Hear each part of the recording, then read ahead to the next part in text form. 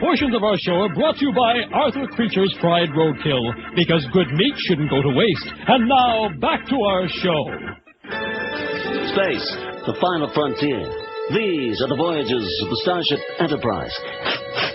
My goodness, what's that smell?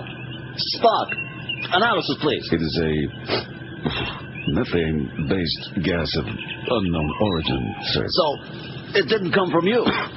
No, Captain. To supply and deny is not logical.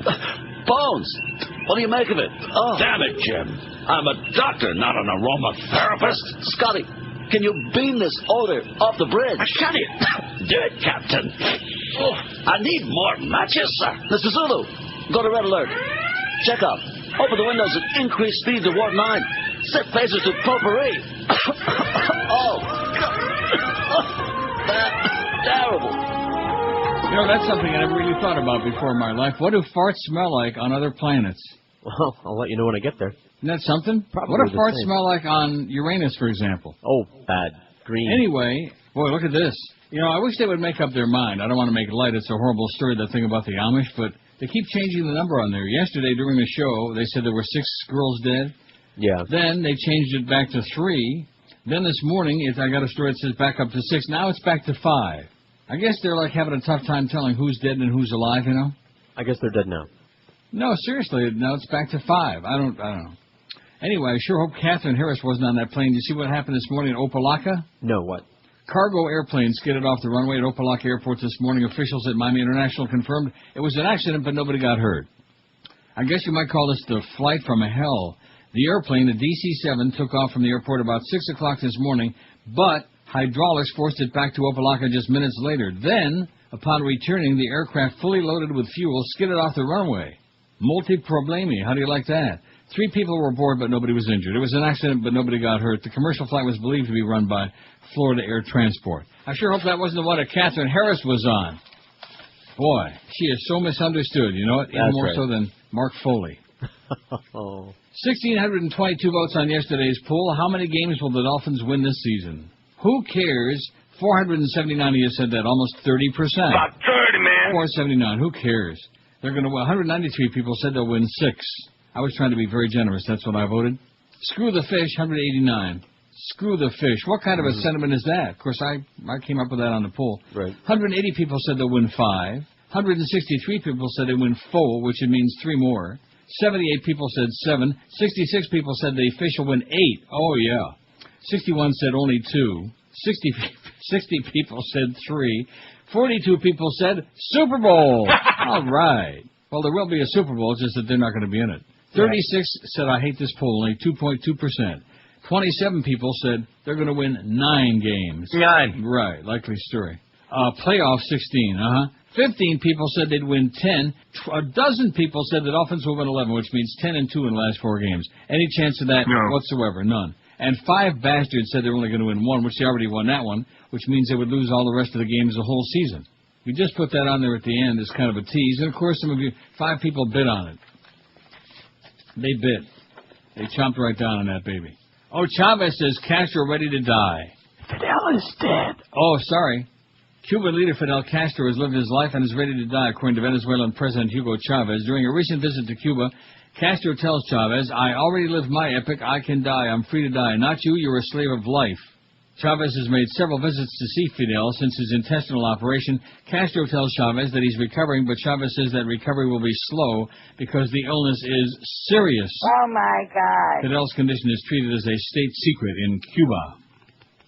The recovery will be slow because the illness is serious. He be illin. Not a shame? Not. Yeah. Should only croak, Fidel. Oh, sorry. And speaking of that, Jesus Diaz Jr. will resign today as president of the Miami Herald Media Company and publisher of the Herald and El Nuevo Herald. I don't want to say that some of your old green-tooth people really raise a ruckus when things happen, but they sure as hell do. Yep. This action comes amid a widening controversy over payments accepted by some El Nuevo Herald journalists for participating in U.S. government broadcasts on Radio Martí and TV Martí.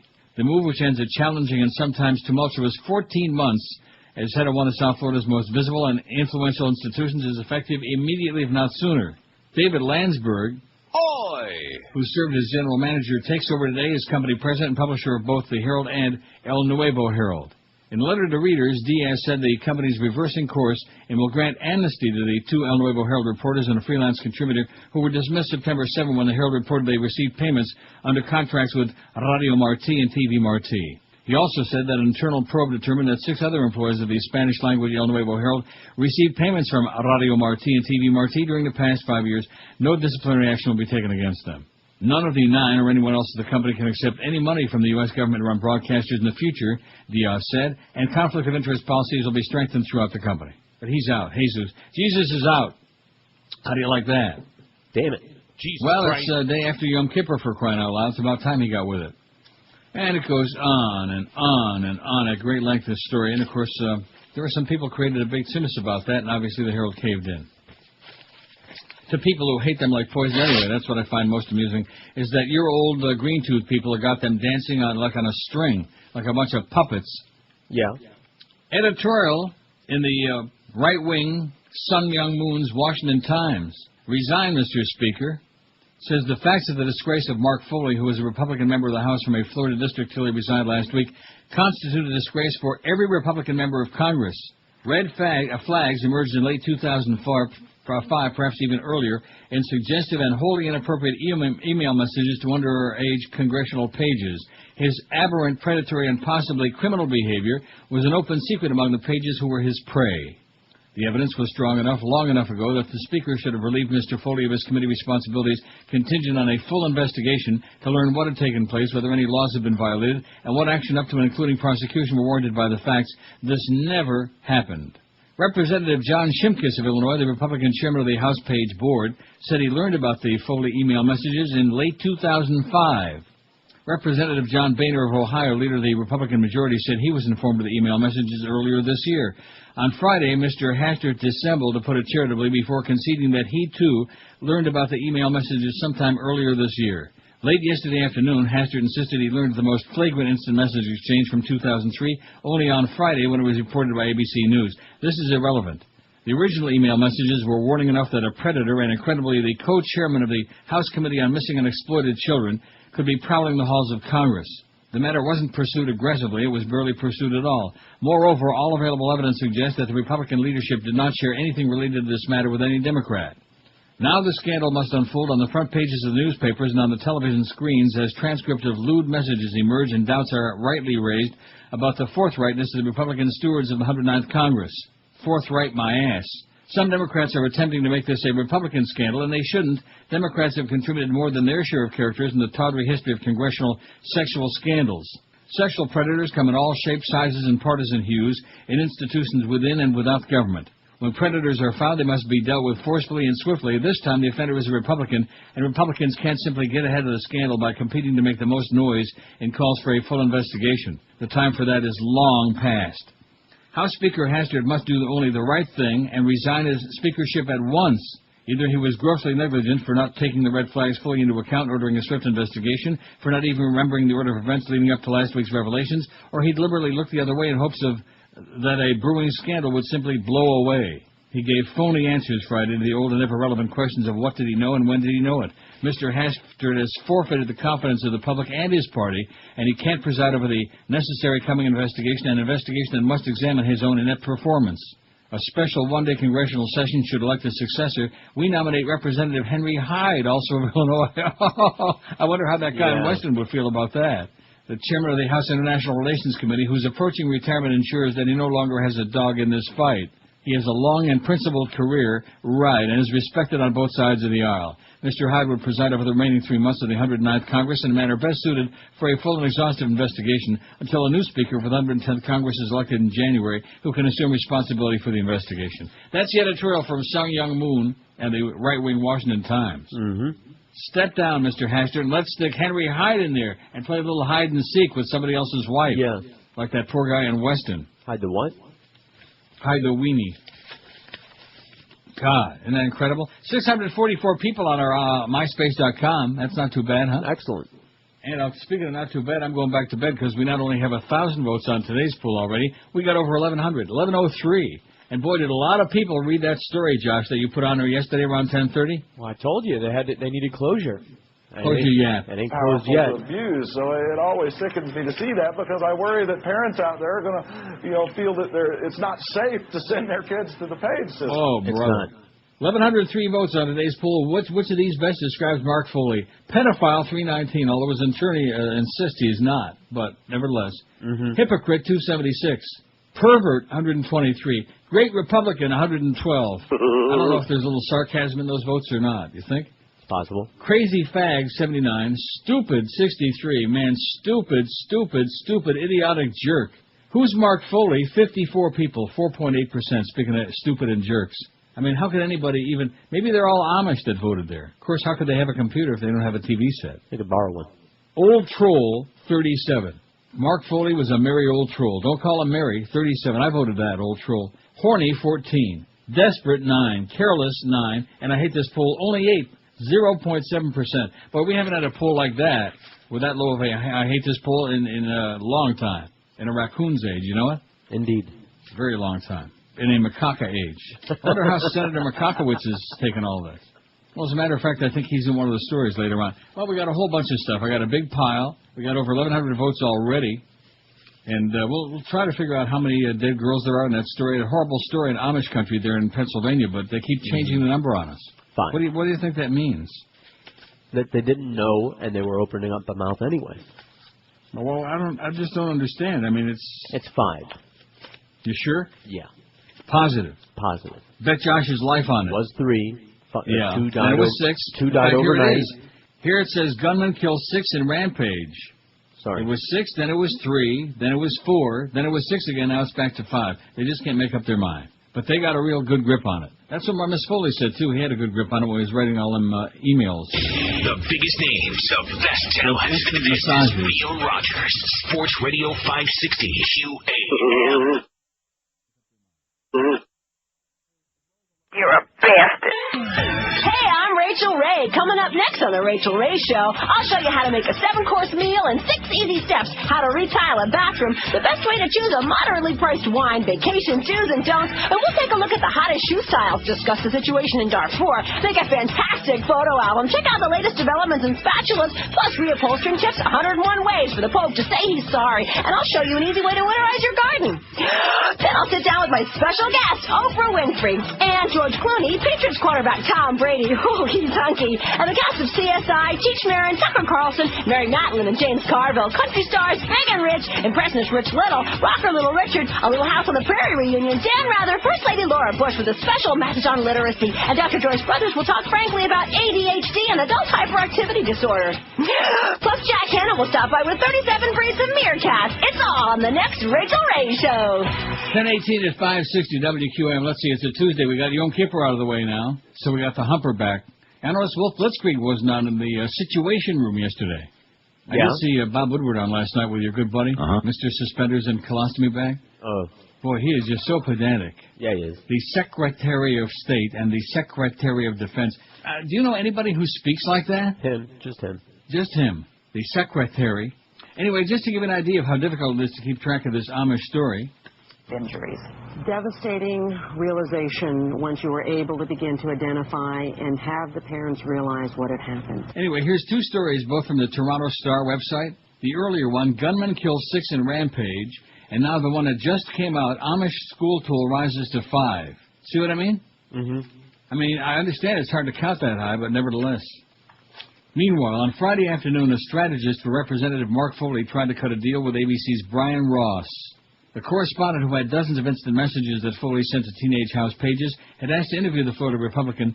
Foley's former chief of staff said the congressman was quitting and that Ross could have the information exclusively if he agreed not to publish the raw, sexually explicit messages. Oh, my God. I said, we're not making any deals, Ross recalls. He said the Internet made the story possible because on Thursday he posted a story on his ABC webpage, the blotter, after obtaining one milder email that Foley had sent a 16-year-old Page asking for a picture.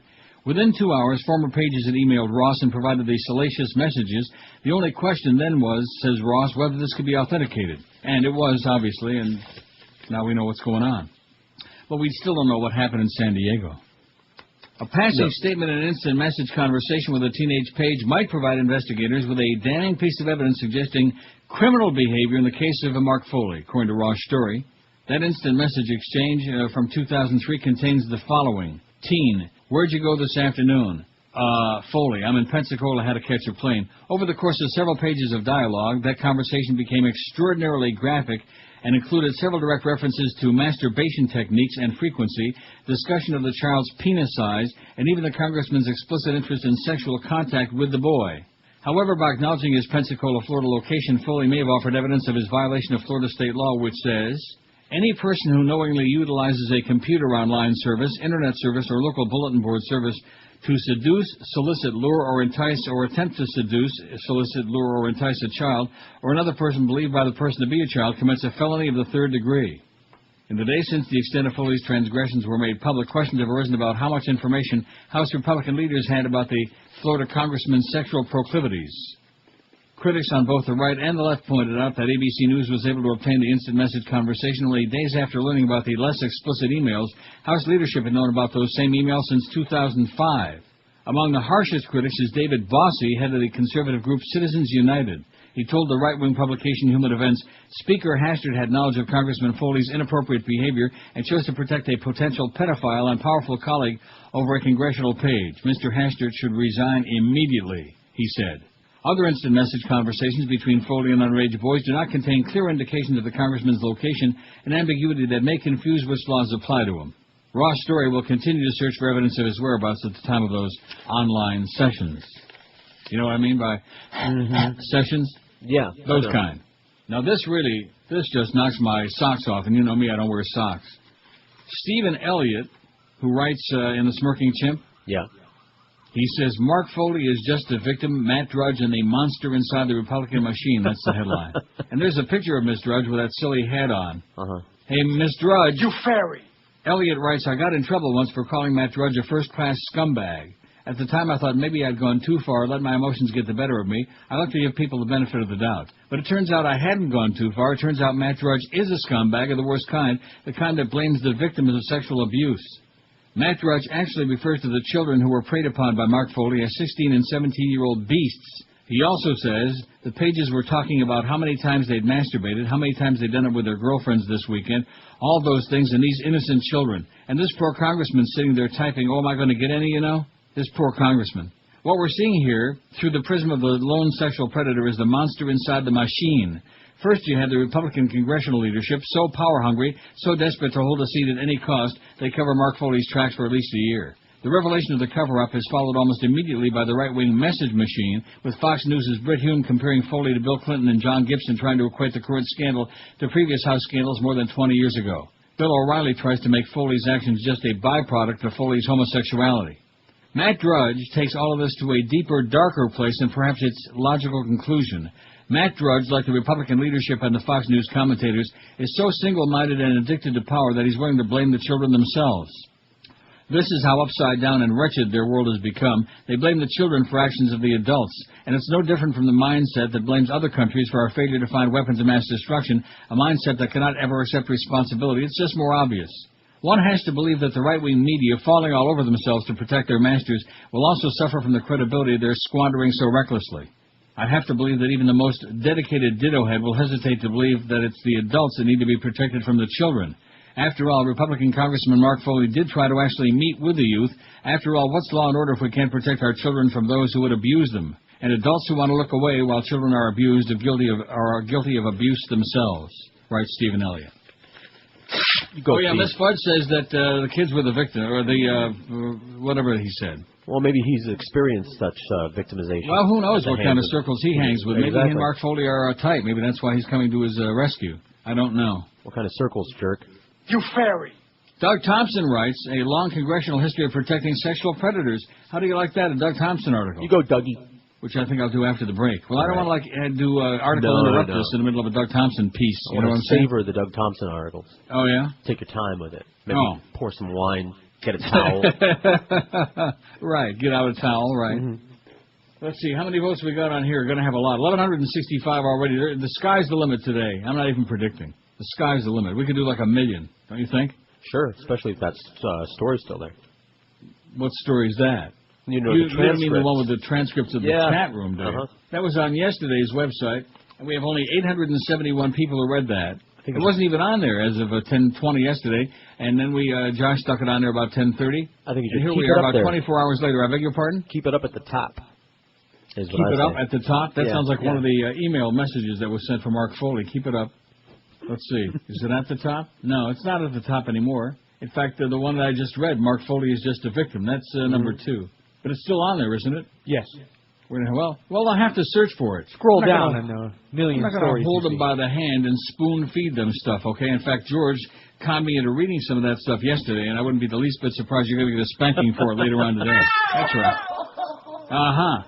Speaking of that, we got, let's see, the Mad Dog 2 to 4, Power Hour, Hank and the Mad Dog together 4 to 5. No Yom Kippur today, no Jewish holidays. Humper Solo 5 to 7. Then it's Gildy 7 to 10 o'clock tonight. Wow. Including the Panthers preseason special from 8 to 9. Any interest in your Florida Panthers? No. Eddie K, 10 o'clock tonight. The biggest names, the best talent. This is Neil Rogers, Sports Radio 560 QAM.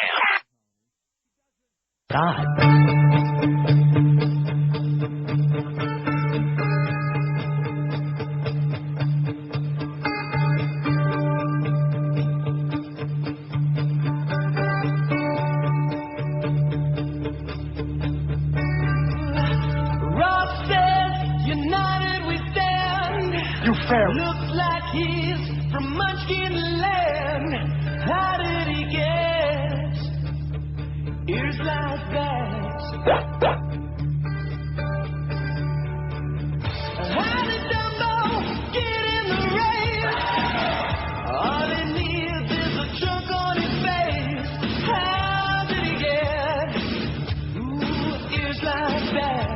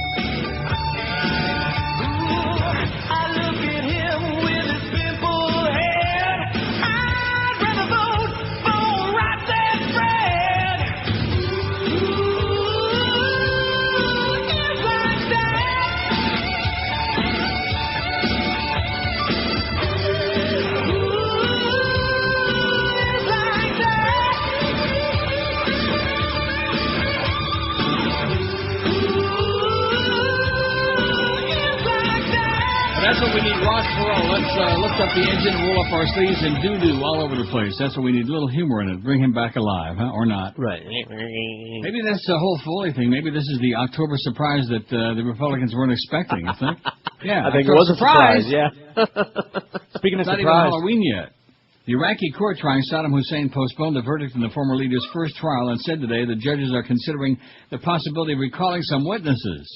The court is due to convene October 16. That's like 2 weeks from yesterday for the first time since it adjourned July 27 to allow the 5-judge panel to consider the verdicts against Saddam and the 7 co-defendants on charges of crimes against humanity for a crackdown against Shiites in the 1980s.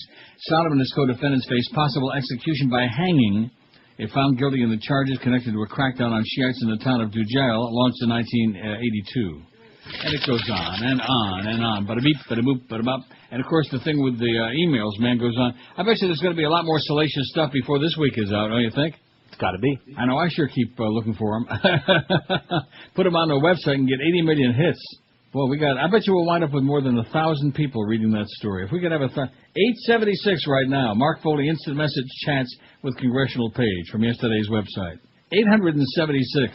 If we put a story on there about something that's non-sexual, something important like, the world is going to blow up in 6 weeks, we get like 200 people read it. Wait a minute. You said non-sexual and important. Oh, I'm sorry. Well, since we had to take those pictures off our website, we don't have the beaded curtain anymore because we don't want everybody to go to jail. Since we had to do that, it's you got to put something on there that's got like some good 4-letter words in it. Or at least the word sex in it. We could change the headlines to all those stories that you post, you know. And that's true. And Conway, David Dixon, thanks so much for your time today. Thanks so much for arguing about nothing. Now, let's see. Oh, here's Doug Thompson's article that you interrupted me from reading like several minutes ago. A year ago, Speaker of the House Dennis Hastert knew the GOP had a problem in its midst, writes Doug Thompson. Representative Mark Foley of Florida, popular Florida congressman who played a key role in the Republican Party's struggles to hold on to power in Congress, was soliciting sex from young male congressional pages. We ought to play that song by the Byrds, My Back Pages, don't you think? I looked for that yesterday. I didn't have it. On My Back Pages. Foley's fondness for young boys was no secret in GOP circles. Like other members of Congress with known perversions and sordid sexual habits, Foley's dirty little secret finished second to political considerations. All they had to do was keep the scandal under wraps until after the next election. But Foley was caught sending erotic emails to underage boys in the congressional page system, and the matter had come to light to Representative Rodney Alexander, Republican of Louisiana, sponsor of the page, who received the emails from the congressman. Hastert met with Representative Tom Reynolds, a New York Republican who chairs the National Republican Congressional Committee. Reynolds admitted this weekend that he and Hastert had known about Foley's problems for months. Rodney Alexander brought to my attention the existence of the emails between Mark Foley and a former page of Mr. Alexander's, Reynolds admitted over the weekend. Despite the fact I had not seen the emails in question, and Mr. Alexander told me the parents didn't want the matter pursued, I told the Speaker of the conversation Mr. Alexander had with me. Although Hastert met with Foley and told him to cut out the emails and stay away from the pages, he did not notify the Capitol Hill Police or any other law enforcement agency that Congress had a sexual predator in its ranks. Nor did he direct the House Ethics Committee to open an investigation into Foley's behavior. He didn't even tell the Congressional Page Board, the oversight group charged with keeping safe the teenagers who come to Washington to work in Congress. He tried, as happens all too often, to sweep the matter under a political rug and hope that nothing would become public. Foley, Hastert says, promised to cut out the emails, but instead he kept sending messages not only to the page in question, but to others. Hastert needed Foley because the loss of any Republican seat threatened the party's fragile hold on Congress. He gambled he could keep the scandal long enough to maintain GOP control of the House. Congress has a long and sordid history of protecting sexual predators and other wrongdoings in its midst. In the early 1980s, Republicans knew Representative Dan Crane, Republican of Illinois, had a fondness for young women, and talk circulated on Capitol Hill that he was bedding a female page. Over on the Democratic side of the aisle, Representative Jerry Studds, Democrat of Massachusetts, preferred boys, and his party tried to suppress stories about his affair with a 17-year-old male page. Both scandals hit the fan in '83, resulting in censure of both members on the floor of the House and reforms of the page system to provide more security. Crane, who cried and asked for forgiveness from the House colleagues, lost his re-election bid in '84. Studds, however, refused to apologize and declared his homosexuality in a speech before the House. He won re-election easily and served several more terms before retiring. Democrats controlled the House in '83. In '82, Speaker of the House Tip O'Neill had received numerous complaints about Studds' behavior, along with a request that the Ethics Committee investigate Representative Barney Frank, whose boyfriend ran a gay prostitution ring out of the congressman's Capitol Hill townhouse. O'Neill refused to act. A few years later, D.C. vice cops arrested Frank's boyfriend and charged him with prostitution. House Republican leader Robert Michael also failed to act on complaints about Crane. It wasn't the first time he failed to act on warnings about members of his own party. In 1980, Michael ignored requests to do something about Mississippi Republican John Hinson, who admitted during his campaign that year he had been caught exposing himself on the grounds of Iwo Jima Memorial in Arlington, a popular gathering spot for gays on the prowl.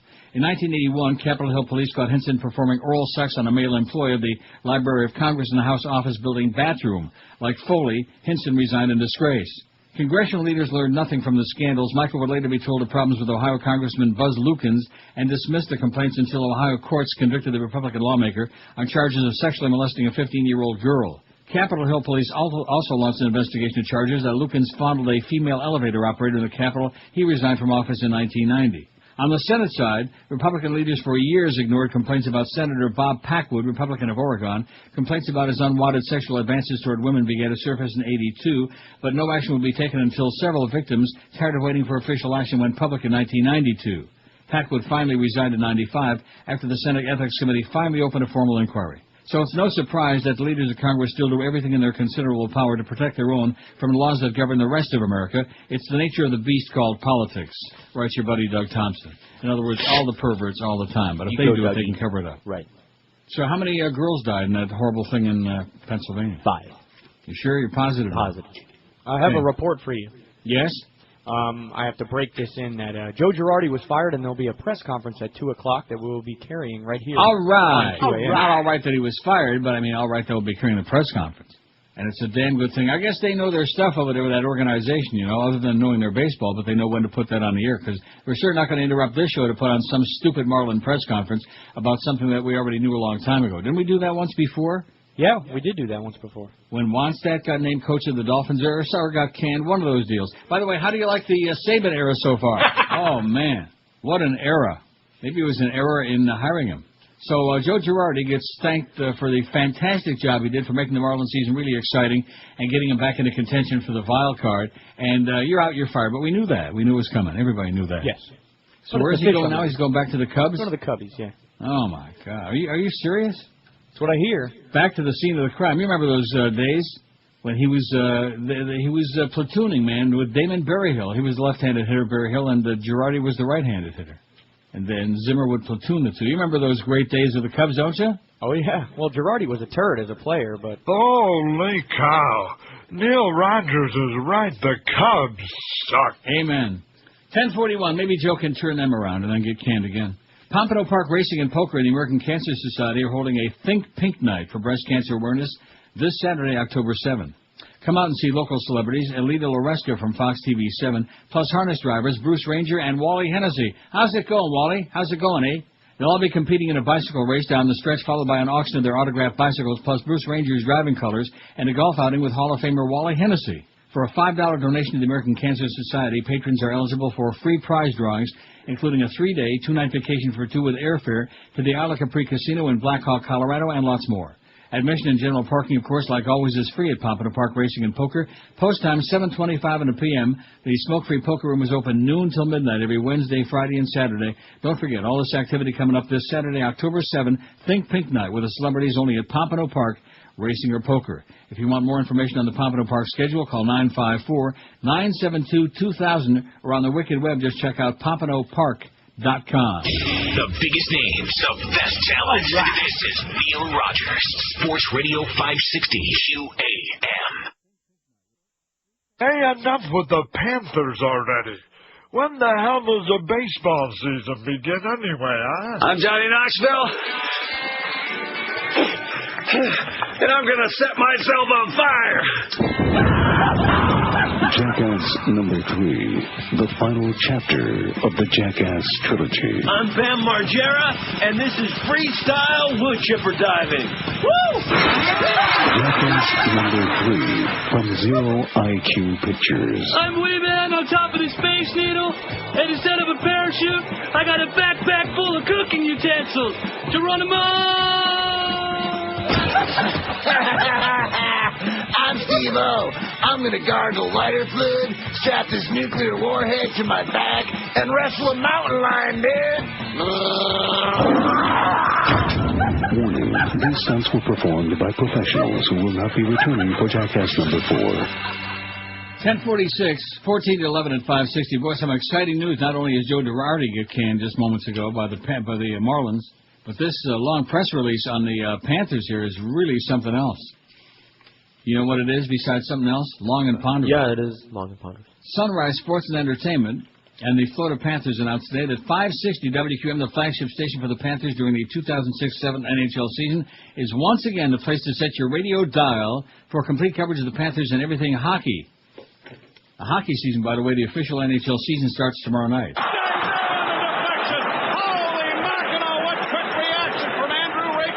The Panthers in WQAM boast one of the most expansive radio programs. Do you realize the Panthers play here next Monday, October 9? Aren't you excited about that? You think Geldy will be calling me up and offering to take me to dinner to Ruth Chris or something like the night before? When are you going? I beg your pardon? So when are you going? What, to dinner? Yeah. Panthers and QM boast one of the most expansive radio programming schedules in the NHL. The amount of in-depth and diverse shoulder programming is second to none in the NHL, while the broadcast duo play-by-play man Steve Geldstein and color commentator Red Deer silly-ass Randy Moeller is widely considered to be among the best in the sport. All right. Oh, man. Holy Mackinac. Wow. Who the hell wrote this stuff? This is easily the most aggressive radio programming schedule in the history of the franchise, SSE Chief Operating Officer Michael Yormark said. WQM continues to provide our organization with a perfect vehicle for fans to stay connected to Florida Panthers hockey. That means we're going to have to do some more of those hockey shows. Oh, boy. Let's see. I beg your pardon? I said, oh, boy. Aside from broadcasting the games, QM will provide in-depth coverage of Panthers hockey through its Panthers preview show, Panthers Weekly, Panthers Weekend, and Dorset Italian Market's Panthers Insider. Along with those shows, QM personalities such as Hank Goldberg will host a number of live remotes before and after the Panther home games from inside the Bank Atlantic Center. That's good. Hank's going to be on top of it, which I know he knows a lot about the Panthers and about hockey. The Panthers season preview show will take place Tuesday, October 3rd. Well, that's tonight, 8 to 10 p.m. It says on my schedule 8 to 9. Of course, the show at Clarence once again screwed it up bad. Hosted by Panthers broadcast duo Steve Geldstein All of these things. and silly-ass Red Deer Randy Moeller. The two Panthers broadcasters will preview the season, taking a look at this year's team and the NHL. Every Thursday morning. Oh, and by the way, you missed it, George. You came in a little bit late. You know who was on with Kenny and Bo this morning? I give up. You get one guess. I get one guess? Yeah, Ira Windbag. Yeah. Every Thursday morning on the Kenny and Bo Show, QM will air the Panthers Weekly Show. GM and head coach, that obnoxious frog, Jacques Martin, will debut October 10th and appear every other Tuesday morning at 9:15 a.m., while Steve Geldstein will debut October 5 and appear every other Thursday morning between 9 and 10 a.m., providing insight into the week that was and the week to come with Panthers hockey. Wow. I'll tell you one thing, if they could get one fan per each word in this press release, man, we'd have a crowd. QAM's Jesse Agler and Goldstein have teamed up to host Panthers Weekend Edition. That show sets to debut in November, including a weekend review, and it goes on and on. Hammer and Hank Goldberg and various other QM personalities will host a number of live remotes from inside the Bank Atlantic Center before and after select Panthers home games. Panthers Roundtable begin QM's broadcast coverage on opening night from 6 to 7 p.m. As always, QM is home of Panthers hockey. All 82 games can be heard live, beginning with Jesse Agler and Panthers tonight, 30 minutes prior to every game. And, of course, Jolly Joe Bell, general manager at QM, says, we're very excited to start another year of great coverage of the Florida Panthers. Throughout the years, we've built a great relationship with the Florida Panthers, and this year we've got some great new shows, like the new Panthers Insider Special, which will provide fans with even more in-depth coverage of their hometown hockey club. We look forward to covering the Panthers all season long into the playoffs, he said. And into the playoffs. That Joe, man, has he got a sense of humor or what, huh? Sure does. Well, I read the other day that one of those shills, one of the guys from the organization said this is the strongest Panther team they have had in the history of the organization. And I thought to myself, yeah, right.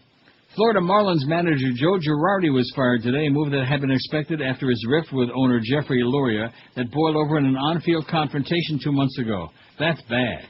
We like the job you did, Joe. You're a heck of a guy. Never stole a freight train.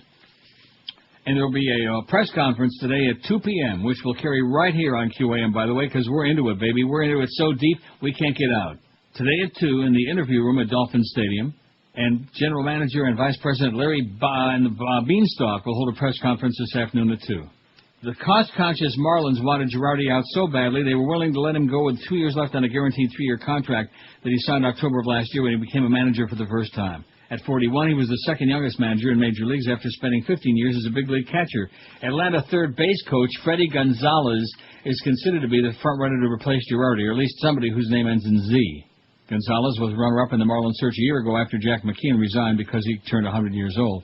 And it goes on, bada-beep, bada-boop, bada-bop, and Girardi's strained relationship with Loria and general manager Larry Beinfest became public this summer. Loria subsequently declined to endorse the job Girardi did in his first year as manager, even though the Marlins far exceeded expectations while playing 22 rookies with a meager $15 million payroll.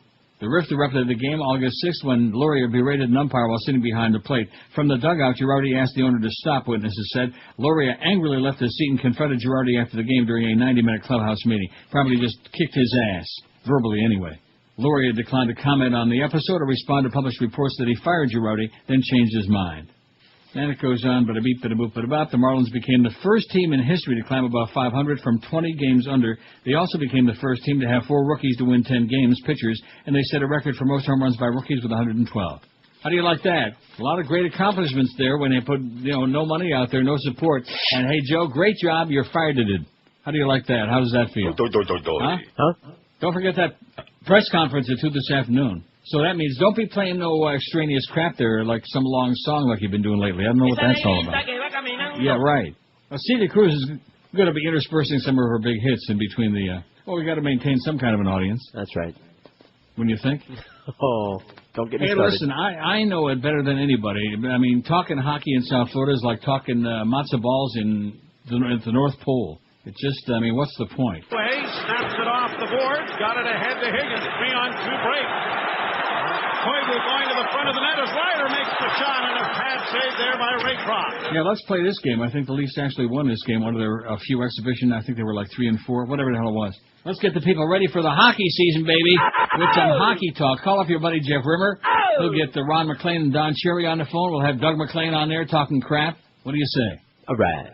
You remember those days? I got Rimmer on speed dial. Don't worry, I'll get him right on. Yeah, I bet you did. 1,268 votes on our poll today about Mark Foley. She's got some real problems. She checked into rehab. That was a good way to avoid going straight to jail. Did not collect $200 and did not pass go. Was it pedophile rehab? He's not a pedophile. That's what his lawyer said last night, although the audience disagrees because we asked which best describes Mark Foley, now retired and disgraced congressman.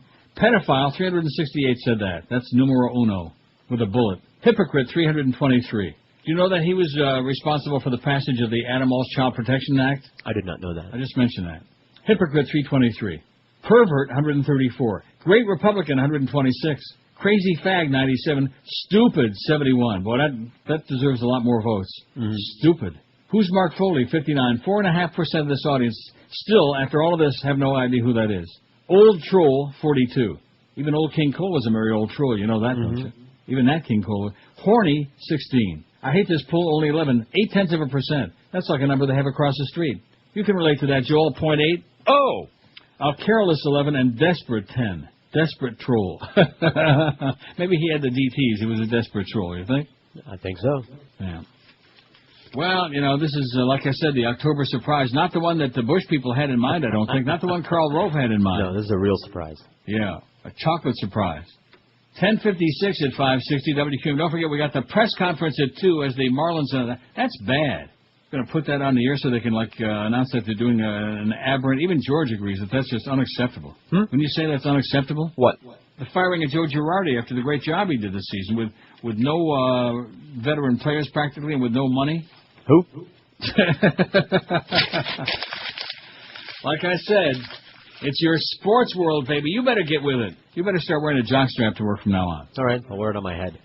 Like the rest of the By the way, anybody who hasn't seen that clip from SNL with Tom Brady in the jockstrap, that's tremendous. It's precious. Yeah, especially when it goes over and grabs her boob. I wonder if he really did grab her boob. You Yes, know, he I know did. it was a. Do you think? Oh, Sure those looked like actors. it to me. I only watched it 20 or 30 times. I wonder if the actress in question really minded. No, she liked it. In fact, she said, "Oh, let's do this again. I think I screwed up." And they said, "It's live. Why do you think we call the show?" Yeah, but let's do it again anyway. That's right. And then when he showed up in his jockstrap, now see, here we go with this stuff again. It's not good. This He's is not bad an timing. underage Although I page. noticed he's like 29 years old, Brady. So, and of course, what's his name? James Franco is 28. Much too old for Miss Foley, no doubt. And what did it say in that article I read before about the fact that they knew he had a predilection to boys? Right. Well, I'll expand on that after the break, top of the hour. It's kind of complicated. You'll have to explain it in great No, detail. I'm serious. I mean, haven't I said this before? If you're like attracted to somebody like 16, 17-year-old boys or girls, why not find ones who are like of legal age? Another year or two older would be good. You know what I'm saying? That's no fun. Oh, I see. It's called death wish, I guess. Yeah. Anyway, if your carpets have a death wish, don't call Dry Concepts. But if you like to keep them clean and sanitary, do what I've been doing for over 21 years in my homes. Call the experts, man, because they'll make your carpets look just like you had brand new laid on the floor. You know, in South Florida, people tend to go long periods of time without opening the windows, which breeds even more unhealthy conditions. The mold and schmutz gets down there deep in your carpets. More reason to have Dry Concepts dry clean your carpets on a regular basis. Your carpets last longer, they stay cleaner longer, come out softer, the colors come out looking brighter, and your house smells lemony fresh, too. It's a real, as they say in China, machaya. And Dry Concepts has even got a plan to make frequent cleaning easy at a fraction of the cost of regular cleaning. I guarantee you'll never have a dirty carpet again if you call Dry Concepts. And don't forget they give you a guaranteed written price up front before they start doing their unbeatable, fabulous job. In Broward, call Dry Concepts at 954-370-7778. That's 954-370-7778. Or in Dayton, Palm Beach, it's a toll-free call, 1-800-248-5071. That's 1-800-248-5071. Clean today and entertain tonight when you call Dry Concepts. The biggest names of best talent. This is Neil Rogers, Sports Radio 560 QAM. This is the Neil Rogers Show. This is your brain. Any questions?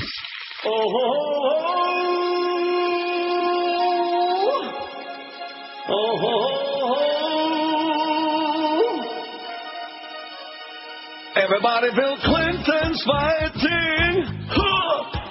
My temper's fast as lightning. Huh. In fact, I'm a little bit frightening. Huh.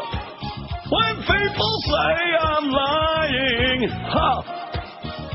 When my finger starts to wag and my face is turning red, you had better turn and run before I can go upside your head. Next time I stain some clothes, we'll be with the blood from your nose.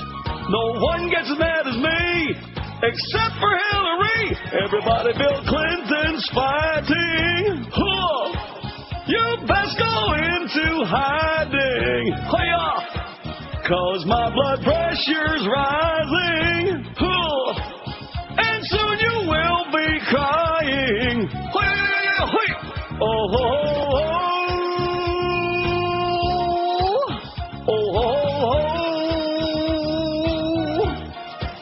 oh, 11:03 at 560 WQAM. So that's my advice to you. Start checking ID, okay?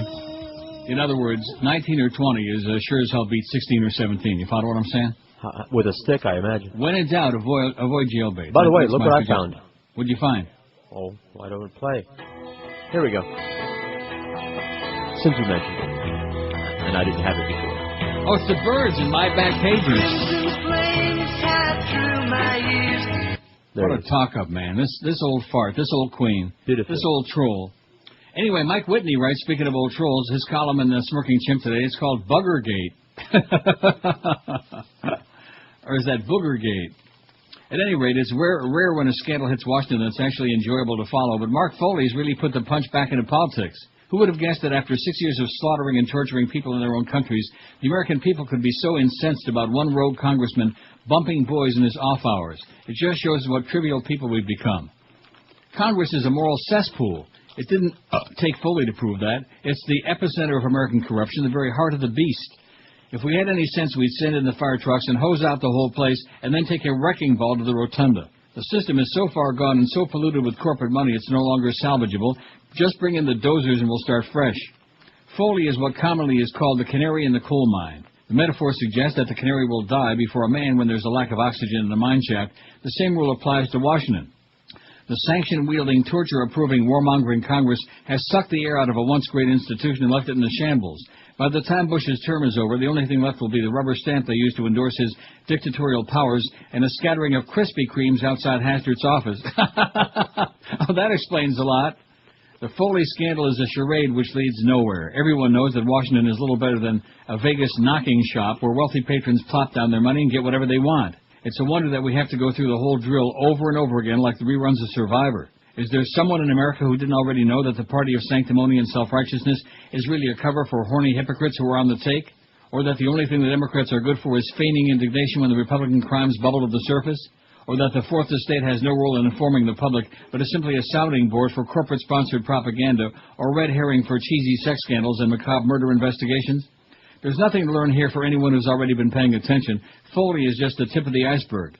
Congress is like a cracked sewer pipe from which the fetid effluent of our political life continues to surge. We ought to buy every congressman a bus ticket back home and then board up the place for good and say, good riddance. How do you like that? Good old Mike Whitney. Mm-hmm. What does he say here? Bumping, one rogue congressman bumping boys in his off hours. Oh. Cute. Yeah. Maybe he wanted to ride the bumper cars. I still want to know what it is that happened in San Diego that he remembered so fondly. One can only begin to imagine. I don't want to. Oh. Well, I wouldn't know about any of those things. Anyway, I can't believe Jeff Greenfield on CNN actually said something. That's a first. He says, could Foley's follies hurt the GOP? He says, it's October, so surprise! The most politically explosive writing that hit Washington last week wasn't what's in Bob Woodward's pages. It was those alleged emails between Mark Foley and at least a couple of congressional pages and what the House Republican leadership did or didn't do last fall. If you want one clue about the political fallout from all this, you can look back more than 20 years ago. And then he goes on about Daniel Crane and Jerry Studs. Crane was repentant, tearfully apologized to his wife and family, and asked for forgiveness. As the rules require, he stood in the well of the House to receive his censure and faced his colleagues. By contrast, Studs was unrepentant. He said the relationship was legal and consensual, talked about the difficulties of being a gay man in America, and when the House censured him, he turned his back on his colleagues as if to reject their censure. The next year, Crane, who had been an outspoken advocate of family values, was soundly defeated by voters in his conservative district. Stubbs was re-elected handily and served in the House for more than a dozen years until his retirement. What's the relevance? Well, consider the role of social conservatives like those who attended the recent Family Research Council gathering in Washington. They fill the ranks of GOP turnout operations at election time. Some, like the unctuous James Dobson of Focus on the Family, have already expressed disappointment in how Republicans have treated their priorities like gay marriage and abortion. As the earlier scandal shows, such conservatives are especially likely to punish sexual misbehavior, and if they conclude the top Republican leaders didn't pursue such behavior when they learned of it, the political consequences, diminished enthusiasm, and lower turnouts could be severe. The specifics of this issue are entangled in dispute. Were the earlier alleged sexually explicit communications leaked with the political agenda in mind? Did the leadership see only the less explicit communications? But if the campaign season doesn't deal well with subtleties, if the story ends up convincing social conservatives that the Republican Party has let them down, a lot of the calculations about what will happen in November go right out the window. Wouldn't that be a shame, huh? It's October, so surprise! Wow. Calling for House Speaker Dennis Hastert to resign his leadership position.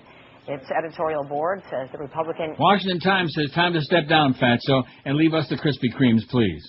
Now, you notice that? There's the leader of the Congress, leader of the House. Mm-hmm. Leader of the pack. And he's not eating no Dunkin' Donuts, Josh. He's eating Krispy Kremes. All for me. That's right. Which is why he weighs about 600 pounds and is just as big as a cow. 2 more children died this morning of wounds from the shootings at the Amish schoolhouse, raising the death toll to 5 girls, plus the gunman. Oh, I see. That's why it's 6. 5 girls plus him. Mm-hmm. See that? Right. I don't know what it is. Who apparently was spurred by a 2-decades-old grudge. Do we know what the grudge is about yet? No. Yeah. What are you eating now? Not donuts. No, trail mix. Trail mix. Oh, God. The pizza isn't here yet from Tony's. No. The toll from the country's 3rd deadly school shooting in less than a week rose twice within a matter of hours Tuesday with the deaths of a 9-year-old girl at Christiana Hospital. The Bush administration on Monday called for a school violence summit to be held next week with education and law enforcement officials to discuss possible federal action to help communities prevent violence and deal with its aftermath. I think I know who ought to be in charge of that school summit to make sure that the kids are safe as soon as he gets out of rehab. Who that? State Police spokeswoman Lynette Quinn said the 2 girls who died early this morning had suffered very severe injuries, but the other ones are coming along very well. Thanks God. The 9-year-old girl, about 1 a.m., and the 7-year-old girl died about 4:30 this morning. Her parents were with her. Hospital spokesman Amy Bueller-Stranges said that the younger victim, she was taken off life support and passed away shortly after. Authorities said the gunman, Charles Carl Roberts IV, wrote what authorities described as suicide notes, took guns and ammunition, and went to a nearby one-room schoolhouse where he opened fire on several girls and took his own life. He chased all the boys outside and then tied the girls up. Is this live what we're seeing here? Athena? Then you also no, it's not. had the news about the national... He's in rehab. You're not going to see Mark Foley live now. He's in rehab. He's probably got his own private BlackBerry in there now, too, untraceable. Sending those incestuous instant messages. Roberts brought with him supplies necessary for a lengthy siege, including 3 guns, a stun gun, 2 knives, a pile of wood, and a bag with 600 rounds of ammunition. 600 rounds, baby. He also had a change of clothing, toilet paper, that's always good to have, and paper, bolts, and hardware, and rolls of clear tape. He released about 15 boys, a pregnant woman, and 3 women with infants, barred the doors with desks and wood, and secured them with nails, bolts, and flexible plastic ties. He then made the girls line up along a blackboard and tied their feet together. But we still don't know what the deal was 20 years ago that he claims he was getting revenge for, etc. Just a crazy person. Right. Another crazy person. Even the Amish can be crazy. And, of course, there are a lot of people who said for years that they are, living in the Stone Age. He wasn't one. He was. An Amish? Yes. Where did you get that? I saw that this morning on there. They said he was Amish. What the hell would he be living in that community for crying out loud, huh? This was in Nickel and Dime, Pennsylvania. Those are public roads. A lot of people drive around there. Didn't he drive up there? He lived right by the school. You better start getting on top of your news stories, mister, because you're out of touch. All right. I think your blood sugar is probably about 750 if you ask me eating all that crap. And when the pizza comes there, it's going to go tilt. You'll see. That was fun to swoon. Foley. The Republican lawmaker spoke in an exclusive interview with CNN Sean Caleb. Sean is with us now from Monroe, Louisiana. And Sean, good to see you again. Majority Leader Boehner is saying the Speaker needed to do more. And I guess the congressman is standing in support of the Speaker. Yeah, absolutely no crack in his support for Speaker Hastert. We spoke with him last night. No crack. Yeah, I wouldn't be surprised at all if there's smoking a little number in there, you know what? 1,330 votes on our poll today. We could get like 2 million votes today. It'll knock all this Foley stuff out of the newspapers, off TV. It'll be on the front page of the Palm Beach Post, the Herald. The Herald, by the way, and of course we saw that yesterday, they had this stuff months and months ago, about a year ago. St. Pete Times, the Herald, and Fox News also, by the way. I just mentioned that in passing. And Tom Fiedler's on there with his, here, this is the thing that cracks me up big time. Well, it was kind of vague and ambiguous, when he asked the kid for his picture. I mean, talk about a little bit slow. This is the same guy who was chasing down Gary Hart and Donna Rice years ago, and now I think he's just lost it. Not that he ever had it. Just a little bit slow. When a 52-year-old congressman is trolling for sex on the Internet, and he's asking kid, please, what are you doing, and send me a picture of yourself, what does that tell you? Gee, I don't know. Anytime an adult sends a 16-year-old or younger kid an email or an instant message saying, send me your picture, what does that say? They just want to add it to their collection? That's right. Maybe they work for the DMV. That could be it. Most disturbing thing. It's just simply not fair. The young man has gotten caught up in something and he's getting bruised for something that he's getting bruised, okay? Bruised and tattooed. That's what I think Mark had in mind. Hey, Mark. You fairy. But he'll be in rehab for a long, long time, wouldn't you think? It was Yeah. the booze that done it. It's either always the booze or the drugs that done it. God almighty, when the hell is that excuse going to start wearing off, huh? 14 past 11. Don't forget, we got the Mad Dog, we got the Power Hour, Hank 5 to 7, then we got Geldy. All that Panthers stuff. Maybe I'll read that press release again. But I don't think The biggest names of best talent. This is Neil Rogers, Sports Radio 560 QAM. Florida Panthers hockey. Drop that talk. Friday night, the Florida Panthers open the 2006 season against the Boston Bruins at the Bank Atlantic Center. Coverage starts at 7 p.m. with Panthers Preview, driven by JM Lexus on Sports Radio 560 QAM. We're the flagship station. Hello, I'm Barbara Billingsley of the Florida Marlins. I just thought you might want to know we have season tickets still on sale for $110. Why, that's less than 5 cents for an exciting game of baseball. You wouldn't want to buy any of these, would you? I mean, we got some players with cool names this season, like Jesus Sanchez, Joe Fensteblau, Bad Penny, Ricky Bones, Brother Don Cornelius and Sister Rose, Ryan Dumpster, Don Knotts, and Nelson B. Helfer. If you show up, well, I guess I will too. Because if you do, then I gotta get up. 11:19 at 560 WQAM. Don't forget, 2 o'clock this afternoon, we got that big Marlins press conference. We have no idea what it's going to be about, except to announce they fired Joe Girardi. Right. And they're bringing in a new manager whose name ends in Z. And you're right. Okay, you're going to rub it in. No, I don't want to rub it Charles in. Carl Roberts, 432, was not Amish. He was a father of 3 from nearby Bart Township. It's not rubbing was it in. not Amish. Yeah, just keeping it In the accurate. period to be targeting the Amish, apparently chose the school because he was bent on killing young girls as a way of acting out in revenge for something that happened 20 years ago that we still don't know what the hell it is. Maybe he So got what we turned know down. now is that he wasn't Amish. I told you. I thought he drove up there when I heard the story originally. He threw up there? Well, I wouldn't doubt it. Former U.S. President Bill Clinton tried to hit on Demi Moore, her husband Ashton Kutcher Koo has said. Kutcher, the star of hit MTV show Punk, told chat host, well, this must be in some Brit thing, right? Huh? Told Jay Leno that Clinton made eyes at his superstar wife during a recent function. Kutcher said that all the three were all sat at a table next to each other. He felt like the Invisible Man. He says Clinton didn't say one word to him the whole evening as he was so engrossed with ghost actress Moore. Yeah, she ain't much, but she's better than him. I bet she likes Dinty Moore, too, no doubt. Probably. And I met Moore. Bill Clinton once, but he really didn't talk. He was sitting on my wife, Kutcher told Leno. Leno. Remember that Ranieri used to call him Jay Leno? Right. We liked Ranieri, though. Too bad he's not still around. The 28-year-old Butterfly Effect actor who celebrated his first wedding anniversary with Moore, 43, on Sunday, said Clinton completely ignored him as he chatted to Demi. I don't think he looked at me the whole time, Kutcher said. I was like the guy who wasn't there. Well, he's just not your type, Ashton. Right. The way it goes. And the other way around. Maybe if he was a fat intern. Or maybe if he would have been a few years younger, if he would have been still 16, like I told you that picture, that model picture when he was a model. Right. He looked really good then. I bet you that he could have gotten a trip to Congress, trip to D.C. Looked awfully girly. Taking his balls right into the halls of Congress. Anyway, can we get off of that for a second or two? I probably don't have more than 400 or 500. I don't have any more stories about that. Good. All right. I mean, what else is there to say besides just go to our website, read all the stuff, and, and, of course, he's in rehab because it was the booze that made him do it. Not the fact that he had some sexual attraction for these 16-year-old boys. I mean, that was only a small part of it. He wasn't sure it was a small part. That's why I kept asking those questions. I've been asking around, talking to people. Everybody I know, when they get drunk, they get really gay and pedophilic. Well, no, I mean, we knew about the... Gay. Everybody knew that. Mm-hmm. But that doesn't mean that he was a pedophile. Like I said, better idea is start checking ID next time, okay, Mark? Next time. Records show that George Tenet briefed Condoleezza on al-Qaeda threat, even though she says she doesn't remember. Yeah. She didn't remember anything. She's got CA now. She's got convenient Alzheimer's, that gap-toothed bitch. A review of White House records has determined that George Tenet, then the director of the CIA, did brief Condoleezza and other top officials on July 10, 2001, about the looming threat from al-Qaeda, a State Department spokesman said yesterday. The account by Sean McCormick came hours after Ms. Rice, the Secretary of State, told reporters. When he says that, I don't know whether to scream. It's like listening to Rita Crosby again. When Bob Woodward gets on, they said the Secretary of State. I'm starting to get some sick pleasure out of you popping that on. Popping what on? That Rita business. Oh, well, let me go over to MSNBC because she might be on there.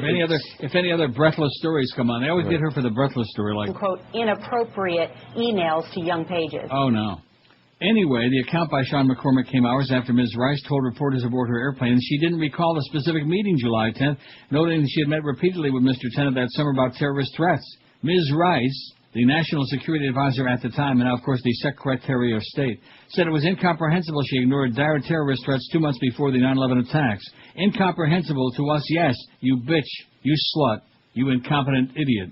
McCormick also said records show that the 9/11 Commission was informed about the meeting, a fact that former intelligence officials and members of the Commission confirmed yesterday. When details of the meeting emerged last week in a new book by Bob Woodward of the Washington Post, Bush administration officials questioned Mr. Woodward's reporting. Now, after several days, both current and former Bush administration officials have confirmed parts of Mr. Woodward's account. Officials now agreed that on July 10, 2001, Tenet and his counterterrorism deputy, J. Cofer Black, were so alarmed about an impending al-Qaeda attack, they demanded an emergency meeting at the White House with Condoleezza and her National Security Council staff. According to two former intelligence officials, this is in the New York Times, by the way, Tenet told those assembled at the White House about the growing body of intelligence at the CIA that they had collected pointing to an impending al-Qaeda attack. But both current and former officials took issue with Mr. Woodward's account that Tenet and his aides left the meeting in frustration, feeling as if Ms. Rice had ignored them. Tenet told members of the 9/11 Commission about the July 10th meeting when they interviewed him early in 2004, but committee members said the former CIA director never indicated he'd left the White House with the impression that he'd been ignored. Tenet never told us he was brushed off, said Richard Benveniste, a Democratic member of the Commission. We certainly would have followed that up. McCormick said the records showed that far from ignoring Mr. Tenet's warnings, Condoleezza acted on the intelligence and requested that Tenet make the same presentation to Defense Secretary Herman Goering-Rumsfeld and Attorney General Ashcroft.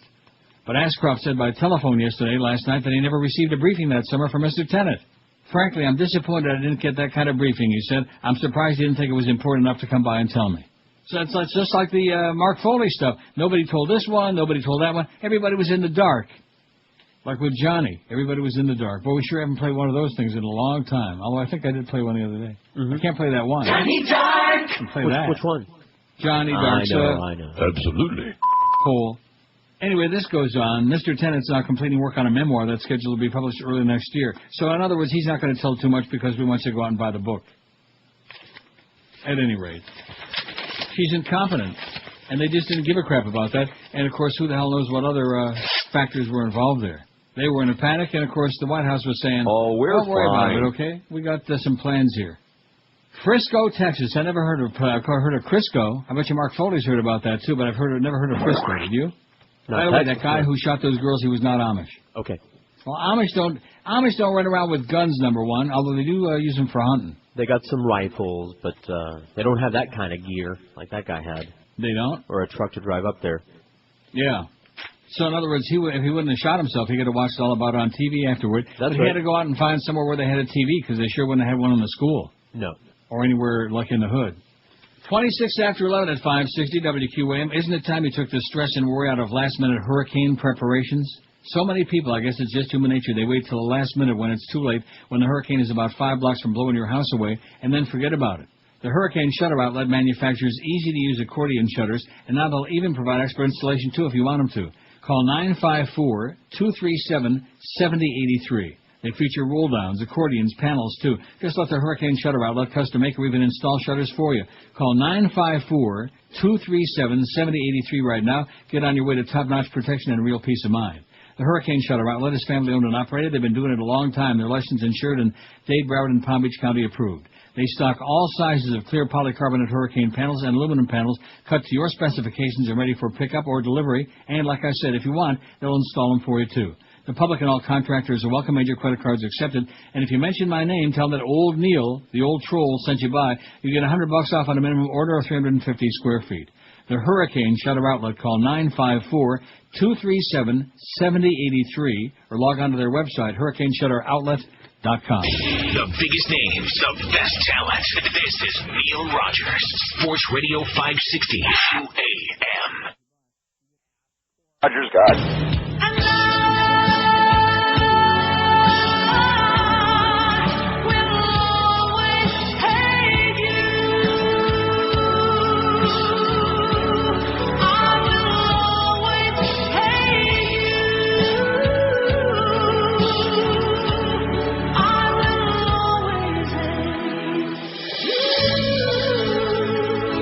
Top Florida theme song, baby. We hate. Not necessarily anybody in particular or for any particular reason, but we hate. Big press conference for the Pennsylvania police about the Amish shooting coming up at noon. Then we got the Marlins press conference at 2.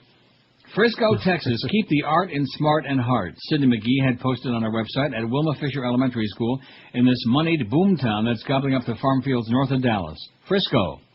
But Ms. McGee, 51, a popular art teacher with 28 years in the classroom, is out of a job after leading her 5th grade classes last April through the Dallas Museum of Art. One of her students saw nude art in the museum, and after the child's parent complained, the teacher was suspended at it. Although the tour had been approved by the principal and the 89 students were accompanied by 4 other teachers, at least 12 parents and a museum docent, Ms. McGee said. What is a docent? I'll look it up. D-O-C-E-N-T. She was called to the principal next day and bashed. What the hell is a docent? Sounds to me like it was indecent, not docent. She later received a memorandum in which the principal, Nancy Lawson, wrote, during a study trip that you planned for 5th graders, students were exposed to nude statues and other nude art representations. It said additional complaints which Ms. McGee has challenged. What is docent? I'm looking. Oh. The school board suspended her with pay September 22. In a newsletter emailed to parents this week, the principal and Rick Reedy, superintendent of the Frisco Independent School District, said that Ms. McGee had been denied transfer to another school in the district, that her annual contract would not be renewed, and that a replacement had been interviewed. In other words, bye-bye. The episode has dumbfounded and exasperated many in and out of this mushrooming exurb, where nearly 2 dozen... So what is docent? Still loaded. Oh. A college or university teacher or lecturer, a person who leads guided tours, especially a museum or gallery. Guided tour person, okay. Yes. A representative of the State Texas Teachers Association, which has sprung to Ms. McGee's defense, calls it the first nudity in a museum case we've ever seen. If John Ashcroft would have been just there to cover it up with some of those blankets, some of those sheets, or he could have called in that kid and he could have used his towel to cover up some of that bad stuff. Teachers get in trouble for a variety of reasons, said the Association's General Counsel, Kevin Lungwitz, but I've never heard of a teacher getting in trouble for taking her kids on an approved trip to an art museum. John Lane, director of the museum, said he had no information why Ms. McGee had been disciplined. I think you can walk into the Dallas Museum of Art and see nothing that would cause concern, Mr. Lane said. I wonder if he's kin to Lois or Frankie. Over the past decade, more than 500,000 students, including about 1,000 from other Frisco schools, have toured the museum's collection of 26,000 works spanning 5,000 years, he said, without a single complaint. One school recently did cancel a scheduled visit, he said. He didn't have its name. The uproar has swamped Frisco's school switchboards and prompted some Dallas area TV stations to broadcast images of statues from the museum with areas of the anatomy blacked out. Ms. Lawson and Mr. Reedy didn't return calls. A spokesman for the school district referred question to the school board's lawyer, Randy Gibbs. Mr. Gibbs said there was a parent who complained, relating the complaint of a child, but said he didn't know the details. Probably saw a bunch of boobies. In the May 18th memorandum to Ms. McGee, Ms. Lawson faulted her for not displaying enough student art and for wearing flip-flops to work. Ms. McGee said she was wearing Via Spiga brand sandals. What the hell is that, Via Spiga? Sorry, you got me. In citing the students' exposure to nude art, Ms. Lawson also said time wasn't used wisely for learning during the trip, adding that parents and teachers had complained that Ms. McGee should have toured the route by herself first. But Ms. McGee said she did exactly that. Fibber McGee. In the latest of several statements, the district contended that the trip had been poorly planned, but Mr. Gibbs, the district's lawyer, acknowledged that Ms. Lawson had approved of it. Another big tempest in a teapot, man. Now they're a bunch of crazy people. Oh, my God, they took her to a museum and the kids saw a bunch of boobies and big deal. Big Timmis. Maybe they were big. No, that could be it. How big? That's what Mark Foley wants to know. How big is it? Not the boobies, I imagine. No. Tubies. Since the beginning of the year, there have been 25 shootings at or near schools nationwide. 7 of the shootings, 3 in the last week alone, have been fatal. They're dying over there. I'm dying over here. With the exception of a 15-year-old Wisconsin teenager who allegedly killed a high school principal at school last Friday, the gunmen in these recent attacks appear to be getting older. The killings began August 24th, when a 27-year-old man walked into an elementary school in Essex, Vermont, killed 2 teachers and wounded 2 other people before turning the gun on himself. He survived his injuries, damn it.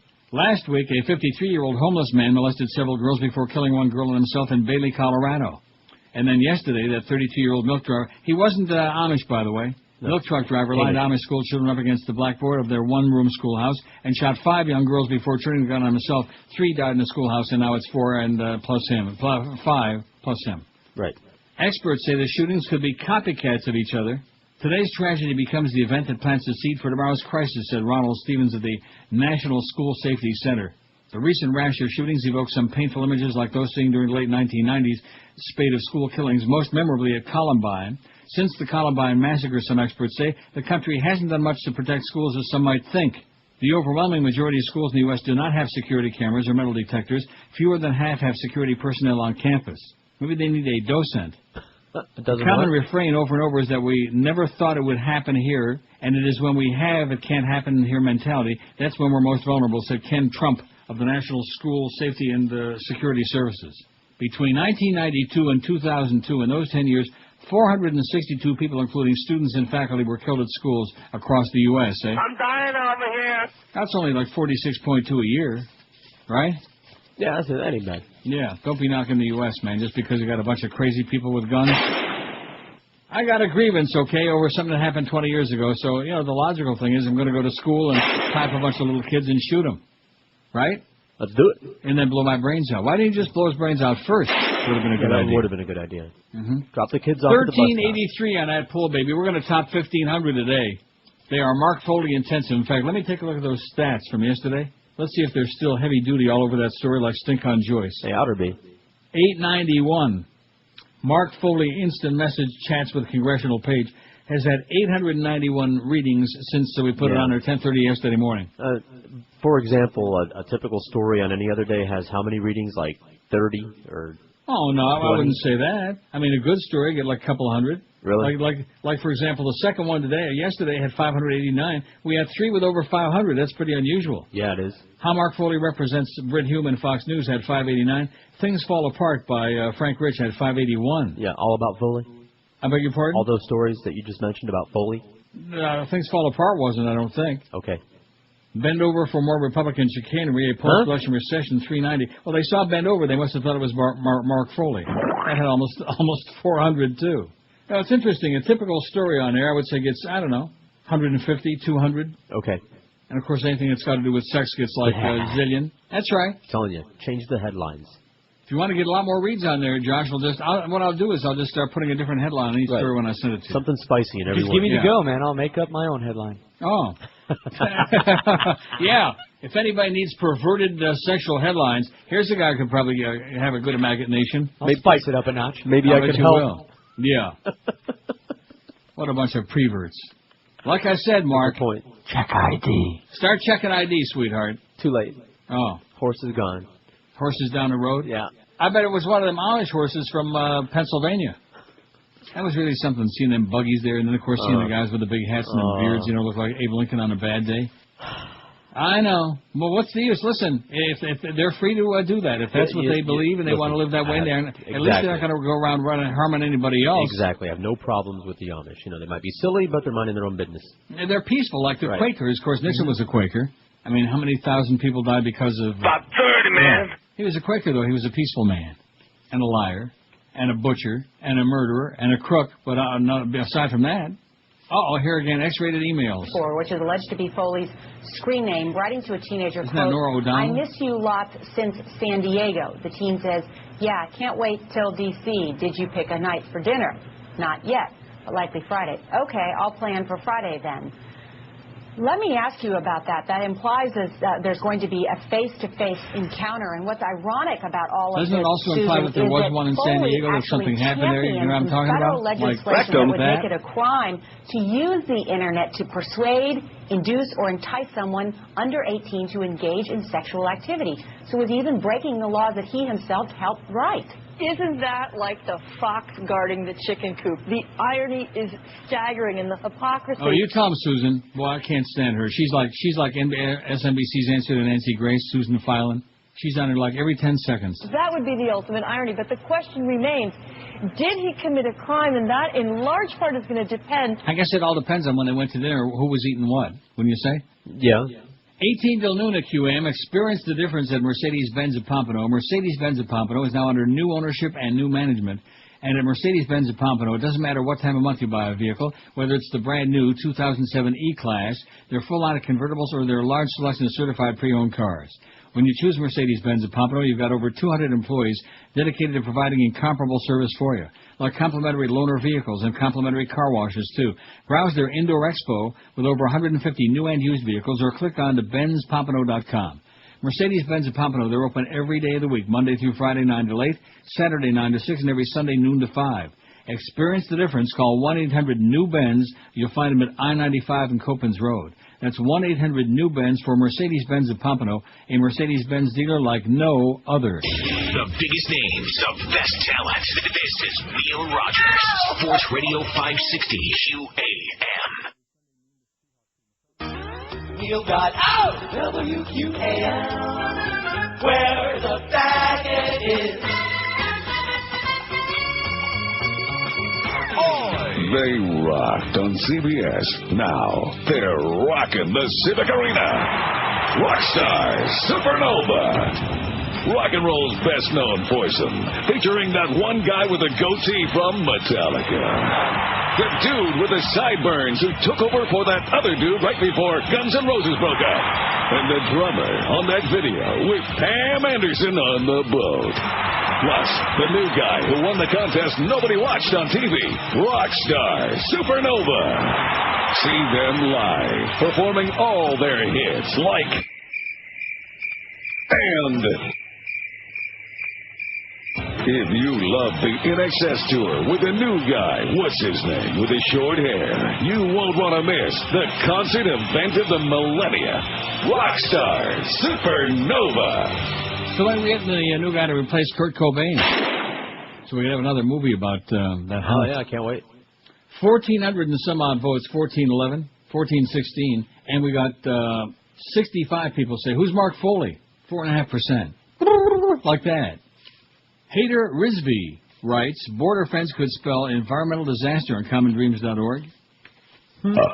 He says environmental groups are concerned about that new plan to build a 700-mile-long fence along the border with Mexico. The official plan, as envisaged in a legislative bill on immigration reforms, is meant to stop the flow of undocumented workers from Mexico, but scientists say it'll bring nothing but disaster for the biological diversity of the region. Disaster. The only living things the walls won't stop are people, said Michael Finkelstein, executive director at the Tucson, Arizona. I'm sure it's supposed to be Tucson, but it's with an A. Okay. Tucson, Arizona-based Center for Biological Diversity in the statement. It says Tuscan. Idiots. Finkelstein and other independent experts fear that the proposed fence will restrict the movement of wildlife and disturb the unique and fragile ecology of the region. The border area is home to many endangered species of plants, birds, and animals such as owls, parrots, jaguars, wolves, bears, and lions that often need to move around as an essential element of their survival. According to experts on biological diversity, some jaguars found in Arizona come from Mexico. I wonder what Lou Dobbs thinks about that. I'll ask him. Send them back. Mm-hmm. Similarly, Mexican gray wolves, peninsular bighorn sheep, and other endangered species need to cross their borderland habitat often, said Finkelstein, and this wall will crush their ability to survive. The 2,000-mile-long U.S.-Mexican border region is considered an extraordinary source of biological diversity because it is shaped by a variety of ecological forms, including deserts, mangrove forests, plains, mountains, river valleys, and wetlands. The Senate approved the legislation on Friday, now waits only a signature from President Bush. The proposal seeks to construct a series of barriers separated by an access road for patrol vehicles on long stretches of the border in California, Arizona, Texas, and New Mexico. I wonder if that includes Tuscan. The immigration bill passed by the House doesn't provide funding for the fence, but Republicans have suggested it would cost around $2 billion. Democrats say it would cost no less than $7 billion. But what's a few billion among friends, right? Right. Supporters of the fence plan say it would enhance border protection from illegal immigrants crossing from Mexico and provide security against its possible use by terrorists, by evildoers. We have to come to grips with the fact that our Border Patrol agents need a fence on our southern border. We are now facing infiltration by members of terrorist organizations like Hezbollah, said Representative Ed Royce, California Republican. For their part, Democrats have charged Republicans with trying to use the immigration issue to attract votes in the upcoming congressional elections. They're trying to confuse Americans into thinking Osama is heading north in a sombrero, said Texas Democrat Lloyd Doggett. I wonder if he's kin to Bill Doggett. Remember Honky Tonk Parts 1 and 2? Sure. Bill Doggett? No, you don't. You do? Mm-hmm. You got him? One moment, please. Oh. There it is. Bill Doggett, baby. What, 1959, 60, 58, 59.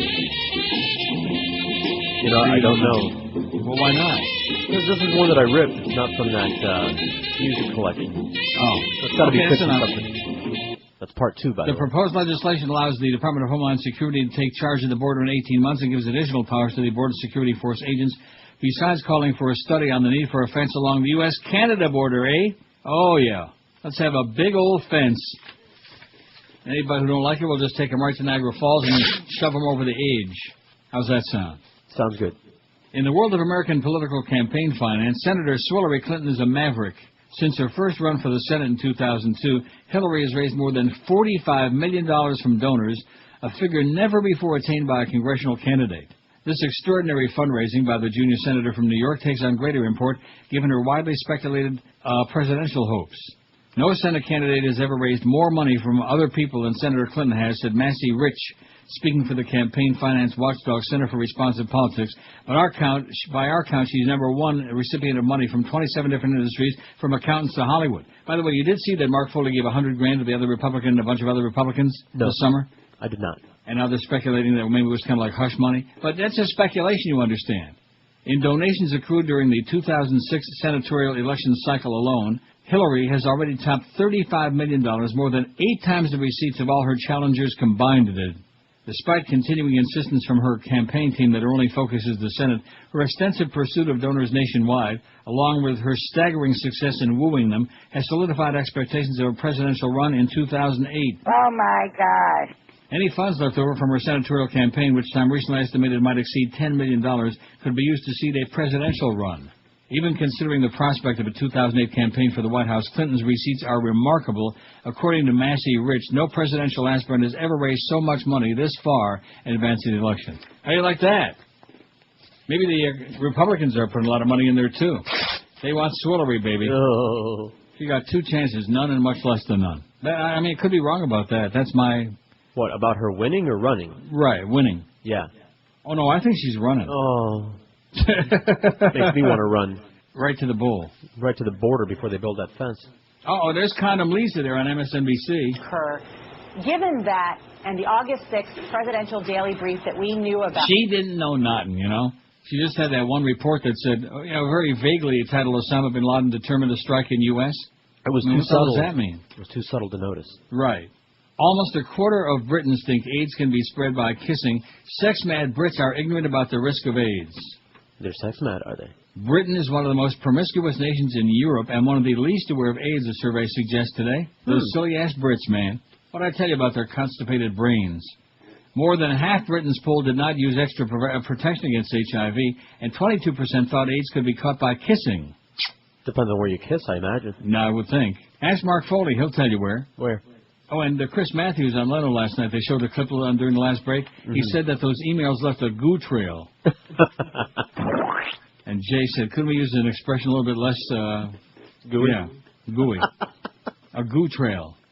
Health campaigners said the growing ignorance was the result of government failure to promote awareness and poor sex education in Britain, man. The Queen doesn't want them knowing about hanky-spanky like that. The Family Planning Association said we do not have mandatory sex and relationship education in schools, and what does get taught is part of science. but it's just not good enough just to talk about biology. Young people need to be taught how to negotiate using a condom, how you negotiate it. The Eurobarometer poll of 25,000 EU citizens aged over 15 also found that 40% of people took no precautions against AIDS during sex. According to the survey carried out last year, fewer people in the 15 member states said they practiced safe sex than in the previous survey in 2002. It also showed half of them were poorly informed about the risks of HIV and AIDS, and with those in the 10 new member countries the most confused. And a quarter of Britons said they were less likely to be promiscuous, the worst record after the Netherlands. Netherlands is the worst. How do you like that? Bunch of perverts. Needle-ons. Probably because they're all stoned all the time. It's just like Mark Foley says, man. It's either the booze or the drugs make you do it. That's right. Isn't that right? Absolutely. They got all them Rasta guys out there in the streets. Coke, ecstasy, Viagra. If you're going to buy Viagra, might as well do something with it, right? Depends on what you want to do. 4 minutes till noon at QM. Don't forget, 2 o'clock, that mighty important Marlins press conference. The biggest names, the best talent. This is Neil Rogers. Sports Radio 560 QAM. This is Coach Don Schuler, and I sound like Bob Hope on acid. And I want to tell you, it's the 12 to 1 hour, or whatever it is.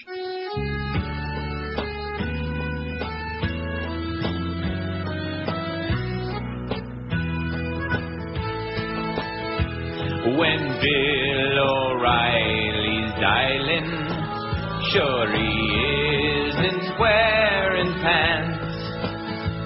He'll tell you if you like your job, then you'll give him a lap dance.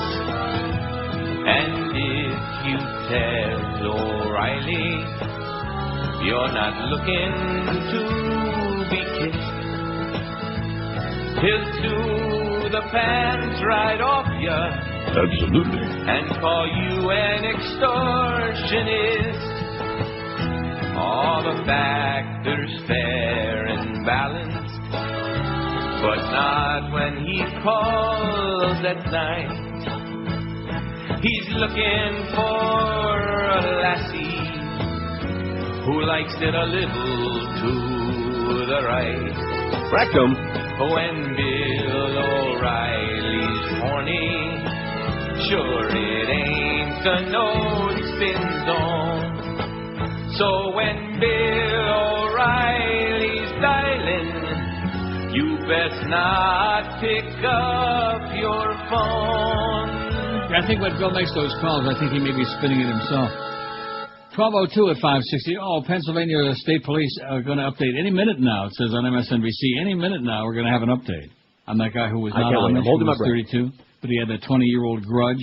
Maybe they misunderstood. Maybe it wasn't grudge. Maybe it was Miss Fudge. Maybe that's what put him over the edge. Speaking of desperate animals, Western Grove, Arkansas. A rabid skunk was found recently in North Arkansas attacking a little kitten. I don't know who I'm rooting for in that. Veterinarian Beverly McClintock of Western Grove said a Marion County woman said she heard a commotion coming from under the bushes last week. She looked under the bushes and saw a skunk attacking a kitten. McClintock said the woman told her she beat the skunk off the kitten with a stick. Then the skunk chased her out of the porch and sprayed her. Neighbors helped look for the cattle at the goo trail. Neighbors helped look for the skunk and found it in a doghouse. Oh, brother. McClintock said she sent the skunk off for testing, and the State Department of Health and Human Services confirmed the skunk had rabies. Veterinarian Jeremy Powell of the University of Arkansas Cooperative Extension Service said rabies are a viral infection. Once established in the brain, the disease is normally fatal, as in... I'm dying over here. Rabies are often carried by skunks, raccoons, and bats. What'd I tell you about bats? I don't know. What did you? They're like rats with wings, man. Oh, they're hard to kill. They're pigeons. nasty. If you pigeons, boy, you ought to see what I got out here on my little balcony. Pigeons? Good God. Many. I told you that day that I left the window open there, sliding glass door. Right. And I walked in my living room after the show, and there was a pigeon inside the living room. Yeah. What was the pigeon dropping? Stuff. Goo. Anyway, getting back, this is very important information for our audience, because I'm sure that there's plenty of skunks in Florida. If you see a skunk walking around during the middle of the day and it doesn't seem to be afraid of you, stay as far away as you can. That is not normal behavior. Just walk away. That is right. If you see a skunk just kind of lollygagging around. Rabid animals may appear to be either dumb or furious, he said. A dog or cat in the dumb stage of rabies might be less active than usual. It may have a drooping jaw and appear to be choking. It may salivate excessively. The animal may also refuse food and eat sticks and rocks. Cats usually don't go through the furious stage, while dogs do. Oh, here's Governor Rendell of Pennsylvania. In respect for the tremendous loss that this community has suffered, state flags in Harrisburg and throughout half-mast, no doubt. fly at half-mast. I'm impressed. Until the funerals.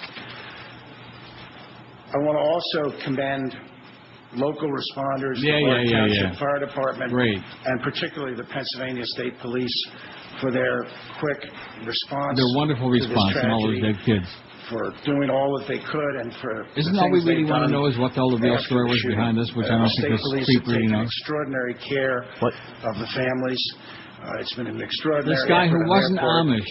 And Colonel Miller was a great representative of the government of Pennsylvania and the state police during the aftermath of all of this tragedy. Many people have asked us what could be done, and it's a very complex question, and random acts of violence are always very, very... He's going to tell us nothing, okay? Let us know when somebody's going to say something, okay? You people at MSNBC, then I'll put it on the air. Don't forget, speaking of putting something muy importante on the air, 2 o'clock we got that very, very big Marlins press conference with Larry and the Beanstalk.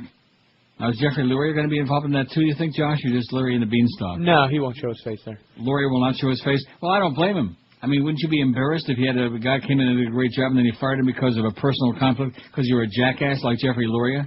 God. See, that's the one thing about South Florida. You think when you get Wayne out of the equation that things are going to improve. Well, guess what? Like with the Marlins, we went from Wayne to John Henry. Oh, my God. Remember him, that little twerp? Remember the day I came into work? Sure. And he was, I must be crazy. I must be nuts. Yeah, that was him. And then we went to from John Henry to Jeffrey Lurie and David Sampson and Delilah. We did it! We did it! That one, yeah. We won the World Series. Right. And like with the Panthers, we went to from Wayne to Alan Cohen and his brother Marty Cohen.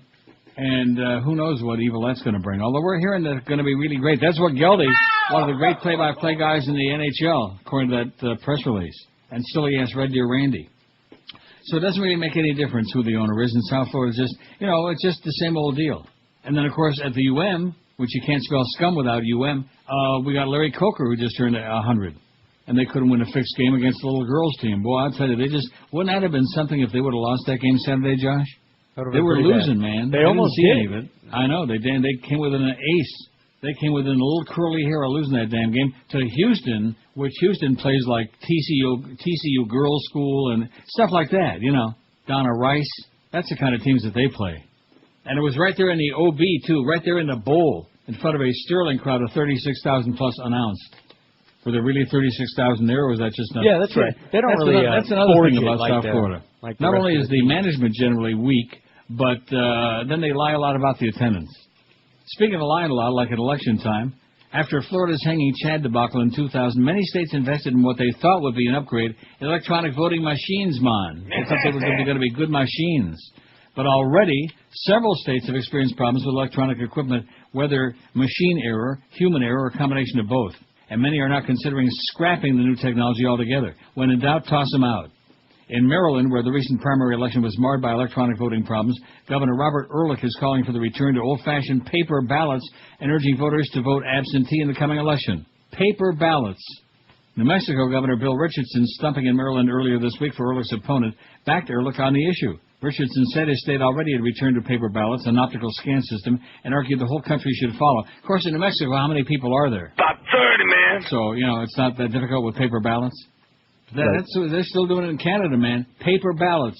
You make a big mark on the ballot and you vote, and that's it. And then either they count it or they throw it, in the can, depending on who you voted for. The old-fashioned way. Right. They fix them the old-fashioned way. It's not just computer glitches that have officials worried either. A growing chorus of critics is charging that electronic voting is highly susceptible to fraud. Oh, my God. At a congressional hearing last Thursday, Edward Felton, professor of computer science and public affairs at Princeton, demonstrated how easy it is to break into a diebold voting machine with a widely available type of key used for office furniture, jukeboxes, and even hotel minibars. Felton showed lawmakers how in the space of a minute he could infect the machine with a virus skewing the voting results. The implications, he warned, could be dramatic. Tampering with an old-fashioned ballot box can affect a few hundred votes at most, but injecting a virus into a single computerized voting machine can potentially affect an entire election, Felton be saying. Diebold has responded to Felton's criticism by saying the machine he used was out of date and that normal security procedures used by election workers would prevent such tampering. In a statement, the company said every voter in every local jurisdiction that uses AccuVote TS should feel secure knowing their vote will count on Election Day. Do we believe them? No. Of course not. Still, skeptics are questioning how good the security procedures actually are. In many precincts, election workers can actually take the machines home with them. Oh, yeah. I had read that before. It's hysterical. Right. That would be like my going to Woodbine and bringing, one of the slot machines home with me. Diddle with it for a while. Maybe leave like a goo trail. One of the biggest complaints made about electronic machines is that they have no paper trail to verify the votes. But upgrading machines to produce paper receipts is expensive. Georgia's Secretary of State recently estimated it would cost as much as $75 million to retrofit the state's nearly 25,000 machines, And at last Thursday's hearings, experts warned that paper records aren't necessarily trustworthy either. Keith Cunningham of the Ohio Association of County Election Officials told lawmakers that paper printouts used in a recent Ohio recount were often illegible or missing altogether. He argued that electronic technology would improve over time, comparing current machines to the Ford Model T. Still, with a third of all precincts nationwide slated to use touchscreen equipment for the first time this November, some in Congress believe a better backup system is necessary. I bet you Mark Foley was hoping for a backup system. Or a back-into-it system. Now, let's see. Are they giving us some info here or what? Into the school after we photographed everything at the scene and we began to remove the contents of all the items that he had put in the school, we discovered a bag of nails, chains, small clamps, and 2 tubes of KY jelly. Cube! Oh, no. One of the 2x4 pieces of wood had 10 large eye hooks in the board, spaced approximately 10 inches apart. It's important to note that we had 10 victims at that time that were in the school. Additional information that we have on Roberts, there was no indication from the family or a co-worker that Roberts was going to commit this crime. We did interview his brother-in-law, who's also a co-worker, and he stated that basically Roberts was standoffish and would not interact as usual in the past couple of days leading up to the weekend before the crime occurred. The interaction that Roberts had with his family the weekend preceding this past Monday, the 2nd, was very relaxed. Roberts would normally work from 6 p.m. till 3 a.m., which is basically the shift he worked leading up to the day in question. He would normally park his company's commercial tanker truck in the parking lot of Nickel Mine Auction during the week and on the weekend. And he would park it, and on the weekend he would park it at his residence. So normally during the week he would park it at the Nickel Mine Auction. He would leave his personal vehicle in the parking lot while he went out and did his milk run. Yeah. Okay. As to the statement, as to Roberts making statements about molesting family members, from the interviews by the Pennsylvania State Police, both sides of Roberts' family were interviewed. His parents, his wife, they had no knowledge of any molestation by Roberts affecting any family member or anyone else. And this was a complete surprise to them. I guess he just brought the 2 tubes of KY to leave a goo trail. I guess. Wouldn't you think? I don't want to Representative Rush Holt, Democrat of New Jersey, has introduced a bill that would require all new electronic machines to produce a paper trail. In the Senate, Barbara Boxer of California has introduced a bill that would reimburse precincts for providing provisional ballots, giving voters the option to cast their vote on paper instead of on a machine, But with lawmakers rushing to leave Washington by the end of the week, action on either measure before Election Day looks doubtful. Unlikely. If anything occurred, we don't know. Yeah. They don't know much of anything, except for the 2 cubes of KY jelly. What the hell is that all about? I dare not speculate. Yeah. 12:14 at QM. Let me tell you again, we got that big press conference at 2 o'clock. If I were you, I'd start the daisy chain right now. I'd get the telephone book out, the white pages. I'd start calling everybody I know from Aardvark to Zed and let them know that we got the big Marlin press conference at 2 right here on QAM. And I wouldn't be surprised if the other guys have it too, would you? I wouldn't be surprised. What other guys? Who the hell wants to hear their crap? The biggest names, the best talent. This is Neil Rogers. Right. Sports Radio 560 QAM. Rogers.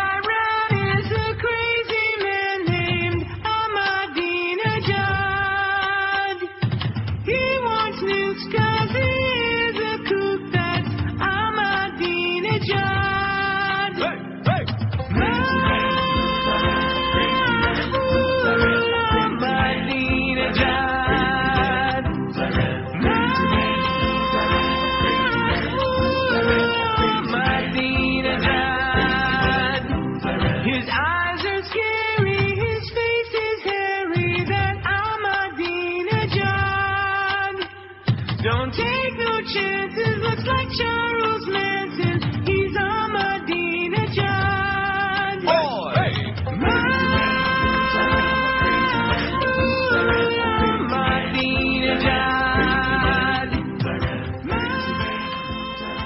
Okay, got some heavy-duty stuff coming off. Well, I'm grabbing it right now. ABC will soon report who had knowledge of the Mark Foley page scandal and when they become aware of it, according to Raw's story. I'm just grabbing this right now. Can I grab it? Do it. In an interview with Democracy Now!, ABC's Maddie Sauer has shared some startling facts about this story. Oh, my God. Pages have, according to Sauer, been able to produce instant message conversations going back as far as 5 years. Some of them are reportedly sexually explicit. The FBI, Sauer claims, will be interviewing Pages starting today. Sauer also indicated that ABC's next wave of reports on the Foley scandal will focus on who in Congress was aware of the situation, how much they knew, and when were they alerted. How you like that? Mm-hmm. What did they know and when did they know it? We're right back to that old Nixon stuff again, Watergate crap. What did they know and when did they know it? Meanwhile, this sheriff's guy is going bop, bop, bop. Together, but neither his wife or any member of his family that we have spoken to has... Suspect told wife he molested 2 minors 20 years ago. But again, this gives you a little bit of an insight into what... Well, I guess that would be a good reason to go and shoot some little kids, huh? Sure, yeah. God. 1,470. He was not Amish, by the way. George wants to make sure you understand that because George has got a great affection for the Amish people. Yes, I do. 1,478. I mean, let's face it. When even the women have cute little beards, what's not to like? Yeah. Which best describes Mark Foley? Pedophile, 429. Hypocrite, 386. Pervert, 154. Great Republican, 147. Crazy fag, 114. Stupid, 83. Who's Mark Foley? 66, 4.5%. They still don't get it. Old troll, 45. Horny, 18. Careless, 13. I hate this poll. Only 12. Still a 0.8%. And desperate, 11. Out of almost 1,500 votes. Boy, where the votes are just pouring in. Now, if Josh can just concoct some more sexual fantasy there on our website, on those stories. Huh? See what I can do. Just put a few words of body parts in there. You know, use the P word, the C word, the A word. Rectum. Whatever. A city plan to ban restaurants from selling meals containing unhealthy artificial fat in New York could open a new front in a national fight over the safety of America's food supply, legal experts said. Remember I talked about that the other day? Right. No trans fats in New York? Mm-hmm. In recent years, states and a few cities interested in ridding kitchens of suspected toxins have become increasingly bold about mandating warning labels about potential hazards like lead in candy, mercury in fish, or pesticides in vegetables. Some of those measures have prompted fierce opposition from the food industry and members of Congress who say the states are exceeding their authority. Experts said New York City would take the boldest step yet if its Board of Health approves that proposal to ban restaurants from preparing foods containing more than trace amounts of artificial trans fatty acids. Announced Tuesday, last week, the ban on trans fats would bar chefs at thousands of restaurants from using partially hydrogenated vegetable oil, an indisputably unhealthy ingredient, but one that's been in some types of shortening and frying oil for decades, and we don't need to play Mom and Love shortening again. Although that sure had its moments. Yeah. Shortening. Doctors don't like trans fat because of the havoc it wreaks with human cholesterol levels, and some studies have blamed it for an epidemic of heart disease deaths. Trans fats, baby. You're going to be gagging on it. It leaves a goo trail all the way through your arteries. That's right. Yet federal regulation has been light, and public health law experts said they were stunned that New York would ban a substance the FDA only began listing on food labels this year. Lawrence O. Gostin, an associate dean at Georgetown Law School and director of the Center for Law and Public Health, called the city's actions breathtaking. Breathtaking. Almost as breathtaking as that exchange of emails for Mark Foley. Probably put him over the edge. Different kind of breathtaking. Oh. As in... Well, that sounded like Bill O'Reilly to me. Falafel. He said it's sure to prompt a lawsuit challenging the city's authority to enact such a measure. Big fast food companies that use artificial trans fats to prepare French fries, muffins, and donuts might also sue over the potential impact of the rules on interstate commerce, he said. Certainly, if there's a local deli in New York that's regulated by the local health department, it is clearly for the city to decide what is safe and what isn't, Gostin said. But if you're talking about large chains like McDonald's or Burger King, then there are powerful questions of federalism at stake. On the other hand, he added, however, when the federal government refuses to act or neglects to act in the face of a major health crisis, then sometimes you need cities and states to step into the vacuum and protect the public, and this might be one of those cases. And then again, Anthony M. DeLeo, a professor of healthcare law at Tulane, who also teaches at Tulane Medical School, said public health agencies have a well-established right to ban items that are inherently dangerous, like spoiled food or lead in paint. But the limits of a city's authority when it comes to something like trans fats are less clear, he said. You get to something here that is not a bacteria, it's not a virus, it's not an immediate danger. One meal containing a trans fat is not dangerous per se, he said. If you have the authority to ban that, you have to assume you have the authority to ban all sorts of things that in small amounts can't be harmful, but in large amounts could be. Like, eating the paint off the wall, stuff like that. Bloody goodness. Right. The commissioner of New York City's Department of Health and Mental Hygiene, Thomas Friedan, said he is confident the ban would survive any legal challenge. The Supreme Court has held that health departments have the authority to prohibit the sale of foods that are impure, unfit for use, or which spread disease, maybe if they leave a goo trail. And Friedan said there's ample evidence indicating that artificial trans fats cause heart disease. Absolutely. The substance, invented as a substitute for natural animal fats like butter or lard, has more in common with cancer-causing agents, Frieden said, than with other foodstuffs that can be unhealthy if consumed in gluttonous amounts like saturated fats or salt. If these were cancer deaths, people would react very differently, Frieden said. Members of the public may weigh in on the proposed ban over the next few months. It's not expected to come before the New York Board of Health for a vote until at least December. No trans fats, baby. Quit eating those fatty fries. I've been telling you that for years. Boy. And you know what? You're going to die one of these days. I know. Soon. Suspect said he molested minors and dreamed of doing it again. At some point, he lined everybody up. He separated them by gender. And not too long after that, he allowed the males to leave and the other people that we spoke about. So now he was just down to the 10 female students. Little girls. And he had already started, apparently, from what we were gathering, to bind their legs together and to put them up by the chalkboard. With NBC News, you talk about him leaving his milk truck at the auction house.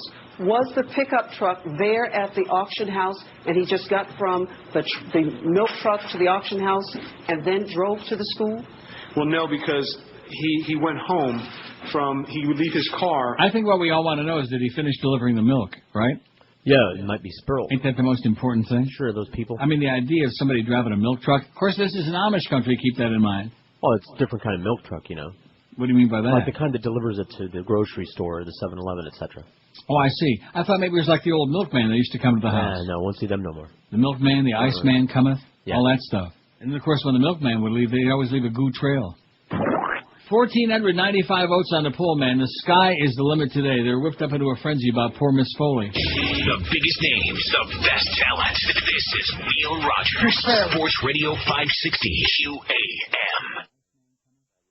On a lollipop, little boy? It's today's fall fashions. It's Retro Amish. Retro Amish. Oh, your hat makes me hot. Retro Amish. I can't wait to get into your suspenders. Retro Amish. Find Retro Amish at Sears Automotive Departments. Oh, is that an oxen in your lederhosen, or are you just happy to see me? Retro Amish. Top 32, I don't think I ever played that before. I just found that by accident. I don't think I've ever heard it before. Well, how do you like that? Not that it's a big deal or like some, great bit, but nevertheless, when you consider how few we can still play. About 30, man. 1,505 votes on the poll today. Boy, that is pretty heavy duty. Wait till you hear this story from Murfreesboro, Tennessee. It figures. A paraplegic man in Rutherford County was allegedly roughed up Thursday night by police who thought they were dealing with an uncooperative drunk driver.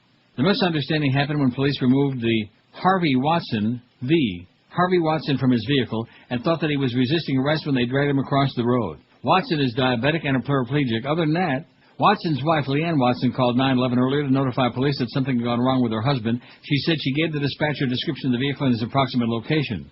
Soon after Leanne Watson called 911, Chad Rutledge, driver of the vehicle, following Watson, said he called 911 to report a possible drunk driver. He was going from one lane to the other lane. He was going up hills on the wrong side. He was coming off in the ditch and coming back on. A Rutherford County Sheriff's Department incident report shows that officers tried to stop Harvey Watson's vehicle, but for medical reasons unknown to police at the time, he was disoriented. Maybe his blood sugar was like 800.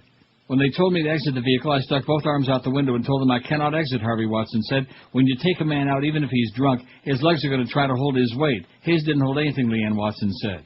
Harvey Watson said it wasn't until officers had dragged him by his knees, roughed him up and handcuffed him, that things became clearer for them. Leanne Watson said the handicap license plate, his hand controls for the vehicle, and the wheelchair should have given them a little clue.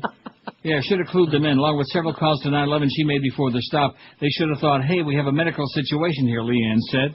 Based on the incident report, a spokesman with the sheriff's reports that officers followed procedure. The statement issued by Dan Goodman of the Rutherford County Sheriff's Department said the original complainants who witnessed the entire event, had given statements indicating our officers did nothing wrong. Harvey Watson disagreed. It shouldn't have happened, he said. And now, of course, the Watsons are being advised by an attorney. Wouldn't you know it? Yeah. Well, what's being done for them? And one family lost 2 children here. Right. Can anyone speak to that? Let me let Major Kurt speak to that. Yeah, let Major Kurt speak to it, and we'll listen to something else. Big press conference at 2 o'clock. Joe Girardi fired by the Marlins, in case anybody really cares about that. Any interest? No. I know George would be interested in this next story. It's about your least favorite business, Walmart. The Nation. Liza Featherstone rips them an ass again. Oh, boy. Taking time out from its nonstop coverage of the early admission policies of a few elite colleges, could this newspaper appeal to an even tinier, more rarefied demographic? The New York Times ran a good front-page story this morning on Walmart's new plan as revealed an internal memo to implement pay caps and increase the percentage of part-time employees in its workforce. Obviously, some at the company didn't feel the workers were exploited enough. The paper also reported something I've been hearing from Walmart workers for a long time. Scheduling is essentially at the whim of managers, especially impossible for workers who have children, but hard on all workers struggling to plan their lives and their budgets, given that they might work 20 hours one week and 8 the next. It's important that the affluent urban consumers that Walmart so badly needs not be seduced by the retailer's new offerings, 400 thread count sheets, organic food, and its new best friend image, but keep the pressure on the company to improve work conditions by continuing to shop elsewhere and to protest Walmart's ever-insistent expansion. The company is betting that its new target, the Starbucks customer, doesn't really care about workers' rights, but will go starry-eyed at the first nebulous signs of corporate responsibility. They're going after the Starbucks customer, whatever that is. Is that like a pseudo-intellectual? I don't know. I like Starbucks. Like I said. Uh-huh. It's coffee. Yeah. Yeah, but it's coffee like it's designer coffee, man. It's not just coffee. They got sugar-free mocha latte frappuccinos. Actually, there's a Starbucks in the Eaton Center. I was there after you told me that a week or two ago. Cream. And the problem being that even with my glasses, I couldn't read the menu. They'll read it to you, old man.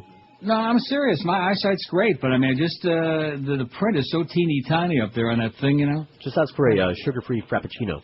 Yeah, a sugar-free crappuccino. Does it leave a gooey trail? Oh, extra gooey. If it's got coffee in it, believe me, it'll leave a goo trail for me. The people that hang out in Starbucks are the suits. People hang out there? That? Yeah, it's like a hangout. Oh. Like that artsy-fartsy crowd.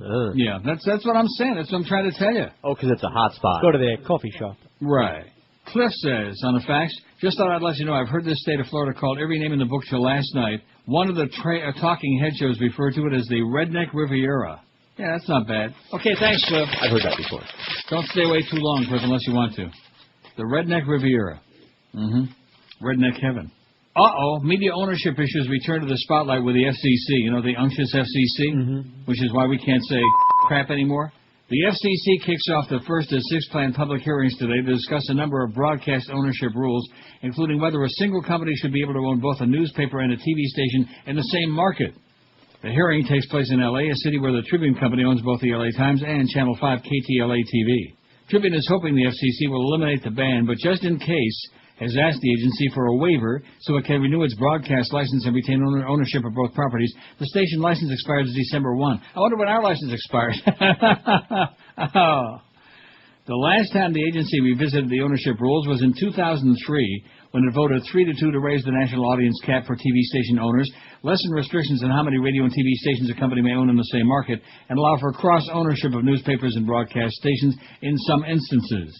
That decision sparked a popular revolt, congressional action, and a federal appeals court decision that resulted in most of the rules being sent back to the agency for reconsideration. Look at it again, and this time get it right, you idiots. You fairy. The media ownership issue has now reached the same level of interest as it did in 2003, when the FCC was besieged with complaints from media consolidation foes on both the right and the left. This time around, the marquee issue, the national broadcast audience cap, is off the table. After the FCC voted in 2003 to expand the number of American households to a single TV broadcast company could reach from 35 to 45%, Congress intervened, setting the limit at 39%. The same percentage of viewers that the nation's 2 largest TV broadcasters, News Corp and CBS Corp, reached at the time. Now, if there's one more person than 39%, we're going to knock him off the air. Today's meeting will consist of 7 hours of comment and public participation and be conducted in Los Angeles and El Segundo. Several witnesses have been invited, including members of the entertainment and TV industries. Former FCC chairman, the unctuous Michael Powell, was criticized for conducting only one public hearing 3 years ago before the commission voted on the media ownership rules. Current FCC chairman, the almost as unctuous Kevin Martin, has taken a different approach, promising 6 meetings in all, with future sites yet to be announced. I wonder how Don Martin's doing at Mad Magazine. I think he's dead, isn't he? Is he? I don't know. I haven't seen him in a long time. Now, what was that cartoon he used to draw? Something or no I don't know. something? We just called it Don Martin. No. Or are you talking about Spy or... Spy or no Spy? Spy versus Spy. Is that what it was? But that wasn't Don Martin. Well, I haven't read it. Who was it? Some other guy. I'm going to have to look that up. Martin Short? Yeah, Yes, he is. was. He's Canadian, too, by the way, I'm embarrassed to say. Nothing's perfect. Your girlfriend, Pam Anderson, she's Canadian. Martin Short, Canadian. Yeah. Who's somebody else we can't stand? Anne Murray, Canadian. Mm-hmm. And who's that other songstress? Oh, Celine Dion. How could you Celine forget? Dion. Oh, my God. Sorry, right in the middle of lunch hour. I apologize profusely. About Brian Adams. Yeah, another Canadian. Hey, Brian. You fairy. 1,524 votes on the poll. I think we got 16 licked, if you ask me. The biggest names, the best talent. This is Neil Rogers, Sports Radio 560 QAM. Lick 'em. The new TMX Elmo. The X stands for X-ray. Tickle me lower. Lower. Oh, yeah. Elmo likes that. TMX-rated Elmo will fulfill your every desire. You like that, Prairie Dog? Huh? Who's your daddy? Yeah. Oh, boy. That must be Big Bird delivering the pepperoni pizza. TMX-rated Elmo. Available in the back room behind the curtain of a toy store near you. 12:45 at 560 WQAM. A Turkish plane. This is from Brindisi, Italy. Never been there. I don't even know where that is. A Turkish plane carrying 113 people was hijacked today by 2 Turks protesting Pope Benedict's upcoming visit to Turkey. Landed safely in Italy, in Brindisi, according to a Turkish national airline official.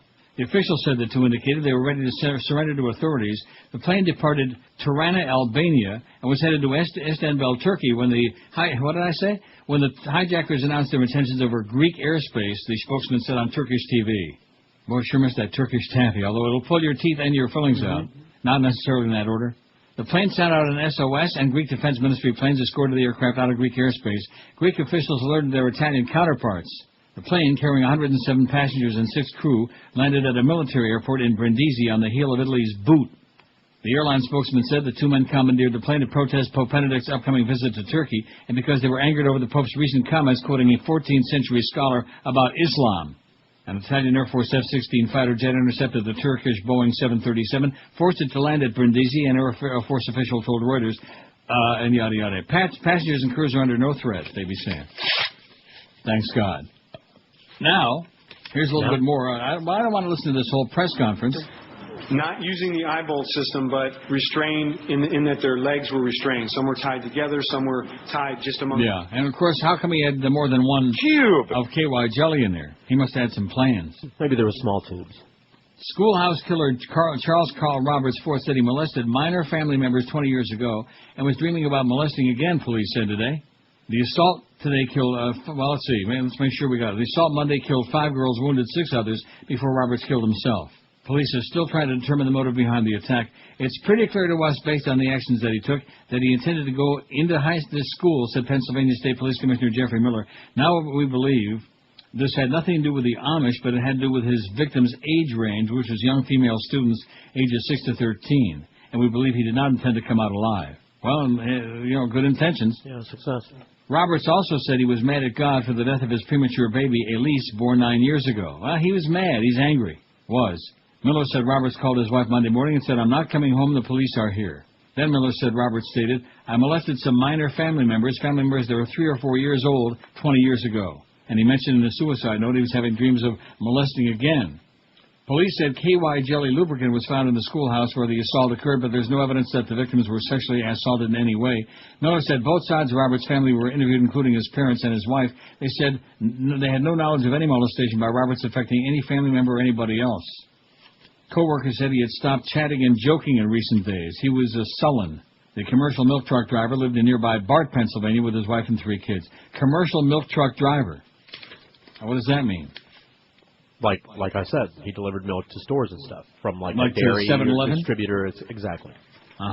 What kind of stores do they got there in Amish country? I guess they got to walk to the store, right, or take the horse and buggy. I bet you they have a farm stores. Wouldn't surprise me even a little bit. Similar could have spurred him on. It's very possible. But I truly believe, based on what we know, that this was a very deeply disturbed individual. But he wasn't disturbed in the sense that people could pick up on that at the surface. He was very deeply troubled underneath, and I think it was just a matter of time before he did something, given what he was dealing with at that time. He was undetectably disturbed. How's that? Subtle. Same-sex couples in Rhode Island, eager to take advantage of a Suffolk Superior Court judge's ruling last week, found that their state does not prohibit gay marriage, began making plans this last weekend to marry in Massachusetts. The ruling was the first to allow same-sex couples from outside Massachusetts to marry since the Supreme Judicial Court's 2003 ruling that legalized gay marriages in Massachusetts. In March, the SJC ruled the state could use a 1913 law to stop out-of-state couples from marrying here if the marriage was forbidden in their home state. In Rhode Island, where the law refers to a bride and groom but doesn't explicitly prohibit gay marriage, same-sex couples said yesterday they hope to marry soon before the state's General Assembly's got a chance to change the law when it meets again in January. As we all know, anything can happen, and it's fair to say that we're paranoid, said Judy McDowell, 50, a sociologist from Providence who started making plans to marry her partner of 13 years. We're hoping there won't be any more obstacles, but we feel urgency because we can't know for sure, she said. But the gay and lesbian advocates and defenders in Boston has advised same-sex couples to allow some time for city and town clerks to implement the judge's ruling. Since May of 2004, when the state first began allowing gay marriage, about 8,500 same-sex couples have married, according to the group. Folks should call the clerk's office to make sure they're ready to start issuing licenses, said Carissa Cunningham, spokeswoman for the group. There isn't any legal reason that couples from Rhode Island can't just come up here and get married. It may just be administrative holdups. It's a holdup. But opponents of same-sex marriage, including the Diocese of Providence, are hoping the ruling will spur Rhode Island to pass a law defining marriage as a union of a man and a woman. This ruling has created a legal fiction, said the Reverend Bernard Healy, director of the Diocese Official Office of Government Liaison. This is a wake-up call. We need to be more vigilant in promoting and protecting traditional marriage. Maybe this will help some people sitting on the fence. Oh, sitting on the fence. I sure hope they don't get that injured. Wouldn't that be bad? Yeah, it would. The Archdiocese. What the hell would they know about gay marriage or stuff like that? All those activities, huh? I'm sure nothing. About the first thing you said. Gay. 1550, baby, on your AM dial. 1,550 votes. Tortured Canadian wins battle for truth. 4 years after he was detained as a suspected terrorist, Maher Arar's name has finally been cleared. This is in the Guardian, UK. Remember him? Nope. 4 years ago, Canadian Maher Arar was detained on a routine airport stopover in the U.S. He ended up in Syria, where he was imprisoned and tortured for 10 months. You don't remember this? I just talked about him a few days ago. I do now. When he was released by the Syrians and returned to Canada, he started asking how he had been targeted as an Islamic terrorist. His search for answers has made him into a national celebrity and is likely to end with an apology from the Prime Minister himself. Late last month, the public inquiry cleared him of any connection to terrorism and criticized the RCMP, the Royal Canadian Mounted Police, for feeding American officials misleading information about him. Last week, RCMP Commissioner Giuliano Zaccardelli finally offered Mr. Arar a full apology. I wish to take this opportunity to express publicly to you and your wife and your children how truly sorry I am for whatever part the actions of the RCMP may have contributed to the terrible injustices you experienced and the pain that you and your family endured. Justice Dennis O'Connor, he could sure tap dance pretty good, who led the public inquiry, found that the police had passed faulty intelligence reports to U.S. authorities that had very likely led to his arrest at JFK Airport in New York in the very beginning of his nightmare. He couldn't say for sure because the Americans refused to participate in the inquiry based on the flimsiest of evidence, the fact that he was an acquaintance of a man in the Americas suspected of being a terrorist. The RCMP told American officials that Mr. Arar was suspected of links to Al-Qaeda. They continued to feed questions about him to his Syrian captors, even as Canada's Foreign Affairs Minister was working to get him out of the dark, narrow Syrian jail cell Mr. Arar called the grave. Even after the Syrians released Mr. Arar, finding no evidence of terrorist leaks, the RCMP ran a smear campaign, leaking details to reporters about a confession he had made while he was being tortured. How unusual, somebody making confession while they're being tortured. Judge O'Connor also reported that the RCMP had not been straight with government officials about its role.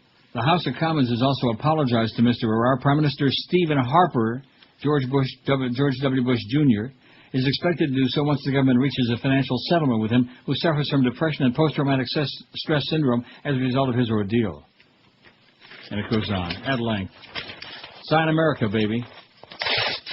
Stephen Harper, of course, wanting to suck up to Bush. He wants to be like George W. Bush, the tooth, is what he's all about. By the way, you'll be pleased to know the 5 girls still in the hospital from that shooting is doing very well. So hopefully they won't be changing that number no more. That number they kept changing and changing. Our poll number is changing. We got 1,557 votes, and I wouldn't be surprised if we got over 900 reads on that story about the chat room. Yeah. Well, I'm checking. I'm looking at the stats from yesterday. 909. How do you like that? Was I right or what? Sure. Wouldn't surprise me if we get over 1,000 people reading that Mark Foley instant message chats with congressional page. It was the booze that was doing the talking. Not. The biggest names, the best talent. This is Neil Rogers, Sports Radio 560 QAM. W.W. Bush. And I disapprove of the Neil Rogers It's a new season, a new network, and a new attitude for the Gilmore Girls. Mom, thanks for coming to Yale for Parents' Weekend. Oh, I wouldn't miss it for the world, Rory. Time for Jaeger shots! Hardness! Gilmore Girls Gone Wild. Wow, Rory, your mom is so cool. She just won the banana eating contest. Yeah, isn't she the best? It's all fun and games until mother-daughter rivalry rears its ugly head. Mom, how dare you try to beat me in the wet T-shirt contest? Skin to win! If you can't stand the heat, get out of the kitchen. How do you like these puppies, guys? Woo-hoo! More alive! I hate you, Mom! It's all about friends, family, and flashing on Gilmore Girls Gone Wild. All right. 1 o'clock at 560 WQAM, and of course 2 o'clock. Usually it's the Mad Dog, but today we got that big press conference by the Marlins to announce something that we already know. Joe Girardi fired. You're out, Joe. So it's true he's going to Chicago to manage the Cubs? That's the rumor. Oh, my God. Woo. Talk about a death wish. Well, at least there'll be some people at the games anyway at Wrigley Field. That's true. At Wiggly Piggly Field. There's some. So Joe Girardi's getting canned, and Larry and the Beanstalk will be along at 2 o'clock, and then the Mad Dog will follow the press conference. And I'm sure rip them an ass that they deserve. Then we got the Power Hour with Hank and the Mad Dog, 4 o'clock. Hank Goldberg, 5 to 7. Geldy tonight, 7 to 10. Including 8 to 10, that Florida Panthers preseason special, Eddie K at 10 o'clock. No games tonight because we got Panthers season don't start until Friday, I guess. Got the Bruins game. Well, I mean, the hockey season, the NHL starts tomorrow. Got MLB playoffs on right now. We got what? Baseball playoffs start today. Are on now? That's right. Who's carrying that? What network is that on? ESPN. Oh, ESPN. Well, I don't got no ESPN, but I do have TSN. Wouldn't surprise me if it's on TSN. No. Rolex Spirit of Yachting is on there. What the hell am I going to do about that? That's exciting. Huh? Said, well, that's exciting. Well, where the hell am I going to find that? Are you sure? Who the hell's playing? Well, there's the Young and the Horny. One of these sports networks is going to have it somewhere. It's not wrong. Not on there. If you're in the right. Yeah. Shell's World of Golf. There's Arnie Palmer 100 years ago. There's motorcycle racing. Here's playoffs. And these Twins fans are hoping that with their ace Santana and their... Sounds like John Miller to me. That the Twins will be moving on when this series is over. Oh, and there's Joe Morgan next to him there, looking like he usually does. I told you, he's a big fan of yours, John Miller. You want to know why? Why? That's a Rimmer thing. Oh, is that what it is? Yeah, because Rimmer and him are tight as a snare drum. They used to work in Baltimore together. Remember when John Miller did the Oriole games before you were born? Well, I don't know how long ago that was. But at any rate, yeah, the two of them are pretty tight. So he probably turned Miller onto my show. You know, John said, oh, that guy's, what's that all about? Where do you come up with this stuff? He's a big fan of mine, John Miller. I'm pretty sure I used to do the Marlin games, and I've met the guy a couple times. You met John Miller a couple times? God, can I kiss your ring? Oh, sorry. I meant your... Cube. Sorry, he's over 18. That's right. Check IDs, okay? Check ID. That's my suggestion. All you perverts out there, check ID. Do not be risking your entire livelihood and your career in Congress and whatever else you aspire to be by dealing with, like, minors, okay? Coal miners, that's okay if they're old enough, but not like your regular miners. God. Laconia, New Hampshire. Never been there, though. I've been to Rockingham, to Salem, New Hampshire. Police said a couple were arguing about their marriage when the wife grabbed an axe and charged at her husband, chasing him around the house. Maybe she just wanted to ask him a question.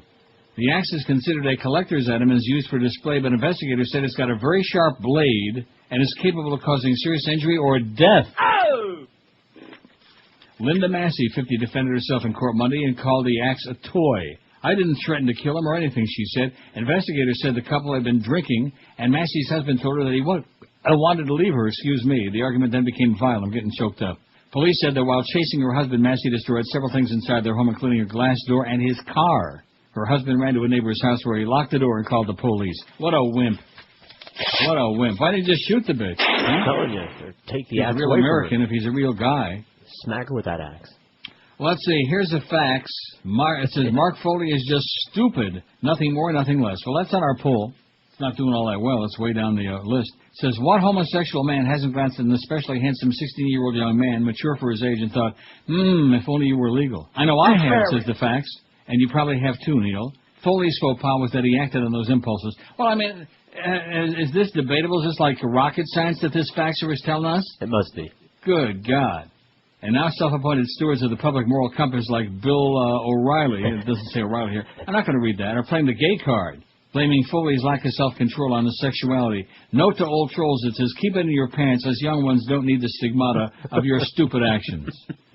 The stigmata. Wow.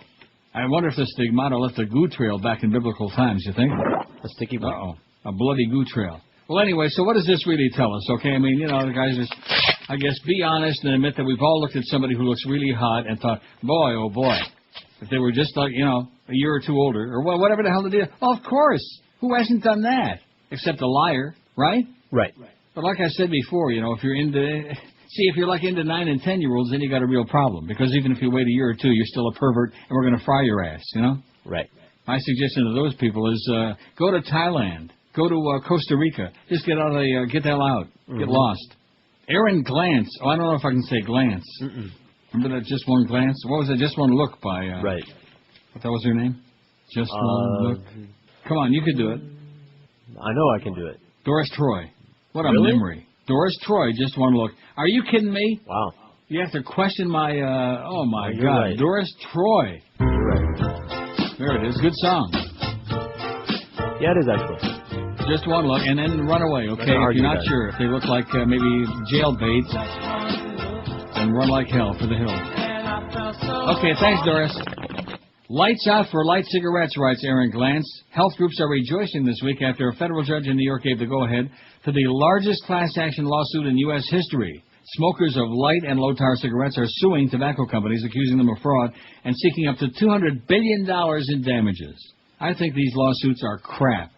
Like anybody who's smoking them faggots doesn't know that they're going to give them a big tumor or whatever the hell. It's like eating Krispy Kreme donuts. And That's right, like eating 20 or 30 of them at a sitting, or like eating Haagen-Dazs banana ice cream, like I did yesterday, a pint. Oh no, banana nut. You are a banana nut. I beg your pardon? I said you are a banana nut. That's correct. It's addictive. They ought to be sued. I'm going to sue their ass. They put all that sugar in there. No, just like the Krispy Kreme donuts. They put all the sugar in there because they want you to be addicted to it. You just can't eat only 10. Sue them for making it yummy. That's right. The plaintiffs alleged tobacco companies knew years ago that smokers tend to smoke light cigarettes harder, taking deeper drags and smoking more cigarettes. How do you like that? Deeper drags. Woo! Cumulative health effect, they say, is the same as regular cigarettes, and increased risk for disease and death. Bronchitis, emphysema, cancer, all of these things. It's time that we start holding them accountable for this fraud. Cynthia Howland of the California-based Americans for Non-Smokers' Rights told One World. The tobacco companies knew and withheld information about the health effects of so-called light, low-tar, and natural cigarettes, and that they were seemingly less hazardous, but they knew, in fact, from their own research, that they were not only damaging to smokers, but to non-smokers as well through secondhand smoke. In his ruling Monday, District Judge Jack Weinstein echoed health advocates, saying the claim is that the carcinogenic other adverse effects smokers sought to avoid were not reduced by smoking light rather than other cigarettes. The defendants knew this was the case, that they concealed this fact, that they urged plaintiffs through advertising and other public statements to smoke these lights, knowing smokers were being misled because they were taking a deeper drag. Tobacco companies, including U.S.-based Philip Morris and R.J. Reynolds, have vowed to appeal the ruling. Regardless, the days of light and low-tar cigarettes on the shelves of American stores, it says here, are likely to be over. It's over. That's because of a court victory by the federal government in a separate racketeering case last month. In that case, Judge Gladys Kessler found America's largest tobacco firms had violated racketeering laws in a conspiracy stretching back to the 50s, during which time they had sought to maximize profits while deceiving smokers about the extent of their research into health risks associated with cigarettes, with those faggots. The tobacco company's response to Kessler's ruling surprised many observers. Rather than contesting her findings, they asked for a clarification. If they stopped selling light and low-tar cigarettes domestically, could they continue to market them abroad? It's an absolute outrage that they want to be able to do overseas what they're not going to be allowed to do in the U.S., said Ross Hammond, organizer of the Global Tobacco Control Policy Framework, which combats cigarette smoking worldwide. They have absolutely no shame yet, and I think they're just counting on people not paying attention. Absolutely. Only an industry that survived 50 years by deceiving the American public on a continuing and regular basis would have trouble complying with an order that tells them simply to tell the truth, Matthew Myers, president of a campaign for tobacco-free kids, said in a statement. That's right. All you kids out there, if you're going to light up, make sure it's not a cigarette. Right? That's what George says. That's right. No one's died from that yet. It is very clear that the main product of the State Tobacco Company of Thailand is for adult men, said a woman whose name I couldn't possibly pronounce. They don't target women or children, but right now you see their national brands provide a greater variety of choice. You don't only see red Marlboro, you see light Marlboro, low tar Marlboro, and every other variety of Marlboro. In response to the inundation of foreign cigarette advertising, Thailand's health ministry implemented its own ban on light and low tar cigarettes last month. The measure has no enforcement provision, though, and since Thailand's government was just overthrown in a military coup, it may take some time to implement, all depending on the new guys Alignment. and what they're smoking. As listed by the commissioner's office, Randy Marsh. So how the hell can we do this broadcast here between 1 and 2 when we got Major League Baseball playoffs on? The left field line, Tony Randazzo, the right field line, and the first pitch at the first game. Oh, Oakland, Minnesota. Who cares about this game? Do you care about this, Josh? The Twins? Yeah. Get out of here. I'd Who like you rooting baseball. for? Pop it on. Well, right down the middle. How could you look at that pitch? Miles an hour, strike two. The first one was a get it over fastball, 92 miles an hour. Now he Oh, it's Jason Kendall. Didn't they name a place in Florida after him? Kendall only one home run. It is an excellent two-strike hitter, and that ball is just fouled. Okay, we don't have the rights to be carrying this game. How can you be putting that on the air? What's wrong with you, man? Uh-oh, wanted home for terrorist puppies. Cortland, New York. Describing abandoned puppies as terrorists in a classified ad doesn't seem like a good way to get them adopted unless you're in the animal rescue world of Paula Young. Young, director of Mount Verton's animal shelter, learned last month that 4 rat terrier pups were about to be euthanized in New York City, so she swooped in, picked them up, and brought them to her 5-acre spread in Westchester County. Then she called the Journal News and ordered a 2-week, 3-line ad that says, "Twin rat terrorist, 11 months adorable, full of fun." Young and dumb and full of fun. You don't often see terrorist and adorable in the same description, but Young said she was just being honest. They can be little terrors, she said, to the 8 to 12-pound white butterscotch and black short-haired terriers named Jack, Jackie, Milo, and Dino, who were playing happily on a second-story deck on a recent morning and were perfectly friendly toward a visitor. White butterscotch and black short-haired terriers. Don't be fooled by those sweet-looking faces and silky ears. Their fierce hunting instincts are likely to terrify any prey. If you're wearing a pair of slippers that look like bunnies, they'll think it's the greatest thing in the world. They'll attack them, warned Young. And they're very energetic. Jack jumped off the deck to greet me the other day, he said. She said. It said. Young said she advertised the little terriers by 2 because people would be more likely to adopt 2 than 4.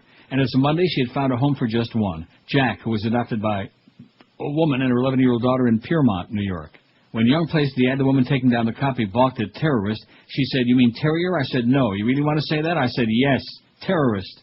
Young said she's from a military family, didn't think the word terrorist would offend anybody, and saw nothing wrong with using it to attract attention, and it did. Young said that since September 21, when the ad first appeared in paper and online, she's received about 75 calls. Some were interested in adopting the dog, some mentioned Al-Qaeda or the Irish Republican Army, and a man named Todd called from Colorado to say, "I love your ad about the twin rat terrorist. We just put it up on the refrigerator." The ad was especially notable among fluffier adoption notices for a Wheaton Terrier, soft-coated and Yorkie puppies, toy and teacup sizes. Oh, a teacup-sized dog. Make Tiny look like a monster. What kind of a dog is that? What kind of a person gets a little dog that's the size of a teacup? My wife. Get out of here. Your dog is that small? Not the size of a teacup. It's a Pomeranian. It's 5 pounds. It'll fit in your pocket. Yeah. How about the dog? That, too. Young, who's in her 40s and a mother of a grown son, had a soft spot for the hard cases of the animal world. A state-licensed wildlife rehab who's been an actress, journalist, and restaurant owner. She has a series of sheds and cages behind her house for rabbits, raccoons, even deer recovering from injury or other trauma like loss of a mother. How do you know if a deer lost its mother? Does it tell you? You ever see Bambi? Oh, dear. This week, 3 raccoons were lounging in the rafters of their shed, ignoring an open door to freedom. There's also a pen for a big Nubian goat named Billy. Boy, I bet you it really stinks in that place. Wow. Then there are her own pets, including 3 tiny Pomeranians in diapers, and she says, I don't know how many cats. Isn't that cute? No. 3 tiny Pomeranians in diapers. I guess that's so they don't leave that unctuous goo trail.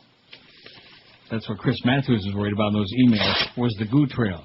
And if he's got any brains left at all, if he quits drinking, maybe Mark Foley will start worrying about his gooch trail, too. The biggest names, the best talent. Hey, Mark. This is Neil Rogers, Sports Radio 560 QA.